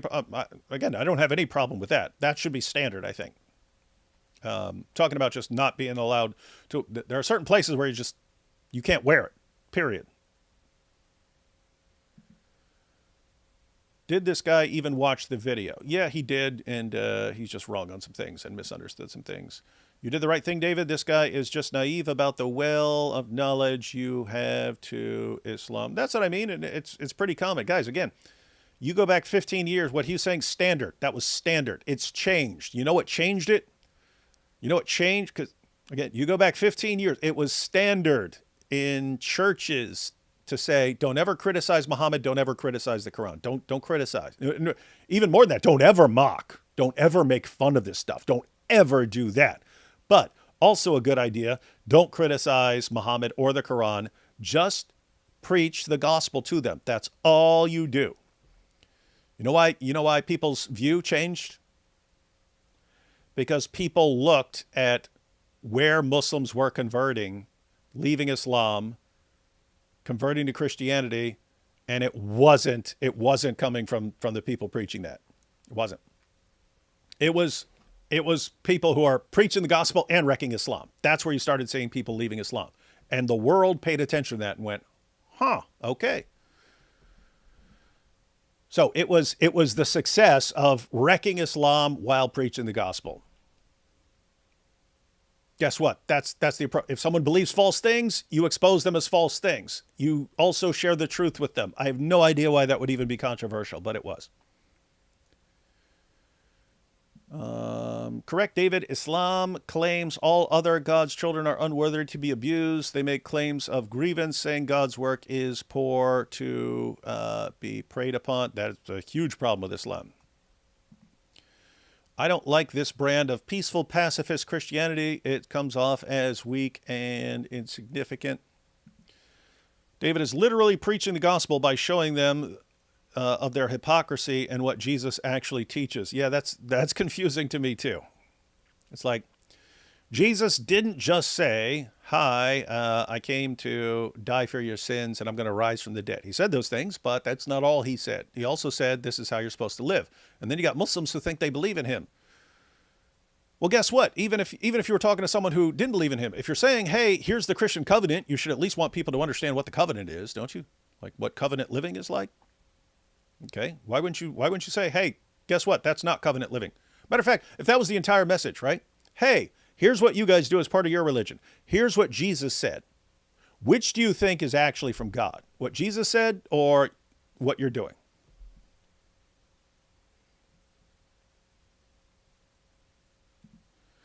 Islam is profanely cheap. It claims only that God's work is poor. Video. David, stay in your lane. Chat. Block every lane. Funny. This guy's issue isn't that he's wrong about Christian nationalism. It's that he's ignorant on Islam and what happens when it isn't stopped. Yeah, if you interpret someone saying we are not going to be controlled by that as Christian nationalism.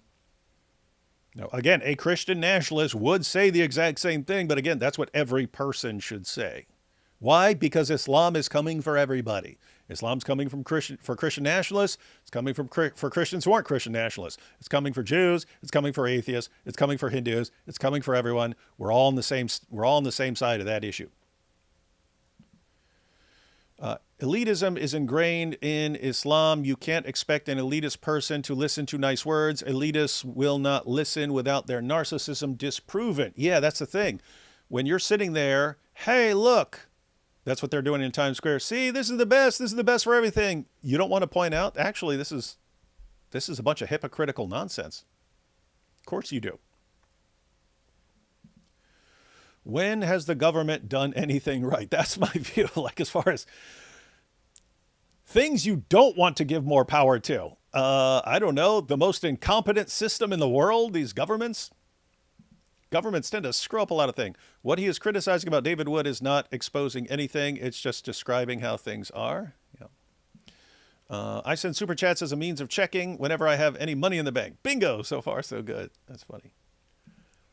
Some think halal food is cruelty to animals due to the way it kills them. Can it be banned that way? You can ban cruelty to animals, and that could go for anyone. They do have some basically nicer, more I don't want to say more humane. They have some nicer ways of doing halal food and stuff. So what you'd want to say is, do it the more humane way and so on. But, saying, hey, you can't say your prayer over the meat it's rough idea for me to think that governments should be doing that. David, I made a funny AI video especially for you, and I really hope you like it. Please do a live reaction. Islamic Dilemma Al-Zut. I just finished another song. Al-Zut Milk Lol. I love you, man. Not in the Al-Zut sense. I'll wait till AP's here. Maybe we'll react to some of that. No, but no, I shared the video. I shared the Islamic Dilemma Al-Zut video. That was classic and funny. Vespers tomorrow, y'all. Go to church. These questions on how to deal with Islam gave rise to the Spanish Inquisition. You need to be very careful with that kind of power. Al-Zut rhymes with but, not because it's not Al-Zut, it's Al-Zut, so it'd rhyme with but. But we allow poetic license to modify the pronunciations to get them to rhyme. Apologetics and Civics Roadshow. Nice. David, we are not saying to force people to believe or not. Just make it harder for them to start with covering the face. No public worshiping. Worship in church or at home. They are using our open minds to take over. Even that, saying you can't worship in public. Like what? So you get locked up? Keep in mind, David. Keep in mind, everyone. I'm not saying don't oppose this stuff and don't. I'm saying don't think that the government is going to do that for you and is going to do a good job and isn't going to use that to eventually oppress you. You do it. I still can't figure this out. But we have to have the government do it. You don't. All you have to do is step up and expose this nonsense, and the avalanche is going to accelerate.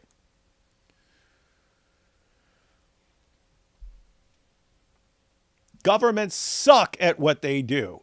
All you need to crush Islam, I've been saying it. You could go back to my old videos from many, many years ago, from my earliest videos. I'm saying Islam's ultimate nightmare is an informed population of free people. An informed population of free people. That's it. That's Islam's worst nightmare. That just wrecks Islam. Informed population of free people. You could be an informed population of unfree people.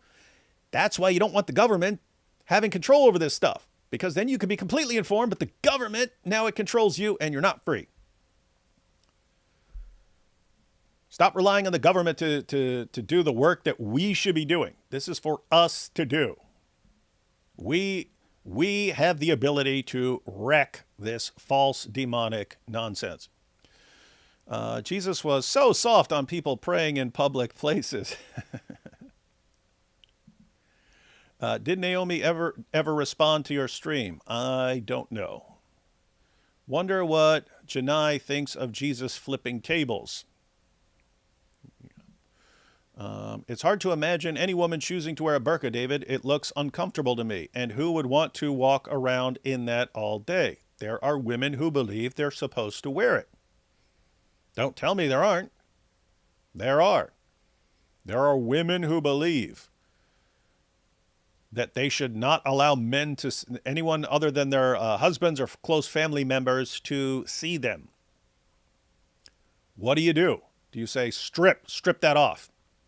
Again, I understand if it's a security issue and stuff like that, that's one thing. If it's just a woman who says, I believe my hair is supposed to be covered, and you say, no, you are not allowed to do that. Dangerous ground, dangerous ground. Don't trust governments like that. Momo split the moon for the men of Al-Zut. That is true. Just realized I've been watching you for almost 10 years. You'd think I'd be an apologetic bulldozer by now. Well, maybe you are. All right, everyone. Just wanted to go through that video. Actually took longer than I thought it would. I thought it'd be like an hour and 20 minutes or something like that. But you guys had to go and start running your mouths about, no, we need the government to come in and dictate everything about what we believe in, what we do in life. It's the only way to stop Islam. The moment people catch on and start exposing Islam, it's already crumbling. It's going to crumble way faster. All right, guys, thanks everyone for watching. I got to go now. I actually have a meeting that started 15 minutes ago. I did record a video earlier. I just haven't edited it. Haven't edited the video, but video should be up tomorrow. It's about Governor Josh Stein, governor of North Carolina. Oddly enough, it was at the very end of Ramadan where a couple people sent me his Ramadan proclamation. This guy actually said he commends Ramadan to all people in the entire state. I was like, that is some sick, messed up stuff. Anyway, I made a video responding. I wish I had seen it during Ramadan, would have been more relevant, but just recorded a video about that. Better late than never. That should be up tomorrow. I think I'll edit it tonight and post it. All right, and last one here. People seem to forget that separation of church and state is so that the state doesn't interfere with religion, right or wrong. That's the fundamental idea, that the government doesn't tell you about those things. Doesn't tell you what to believe on those things. Yep, absolutely correct. All right, everyone. Video up tomorrow. I think AP's getting back tonight. He was out in Utah. But we should be live tomorrow night, and I should have a video up. I'll probably finish it tonight, but I'll set it to go live at like noon or something tomorrow. So it should be up. It's about a 10-minute video. And pointing out why really stupid, insane, stupid idea for a governor of a state to be telling people that it's a good idea to be celebrating Ramadan. Again, notice, same pattern. I don't want these dudes telling me what to do. All right, everyone. Catch y'all later. Thanks for watching.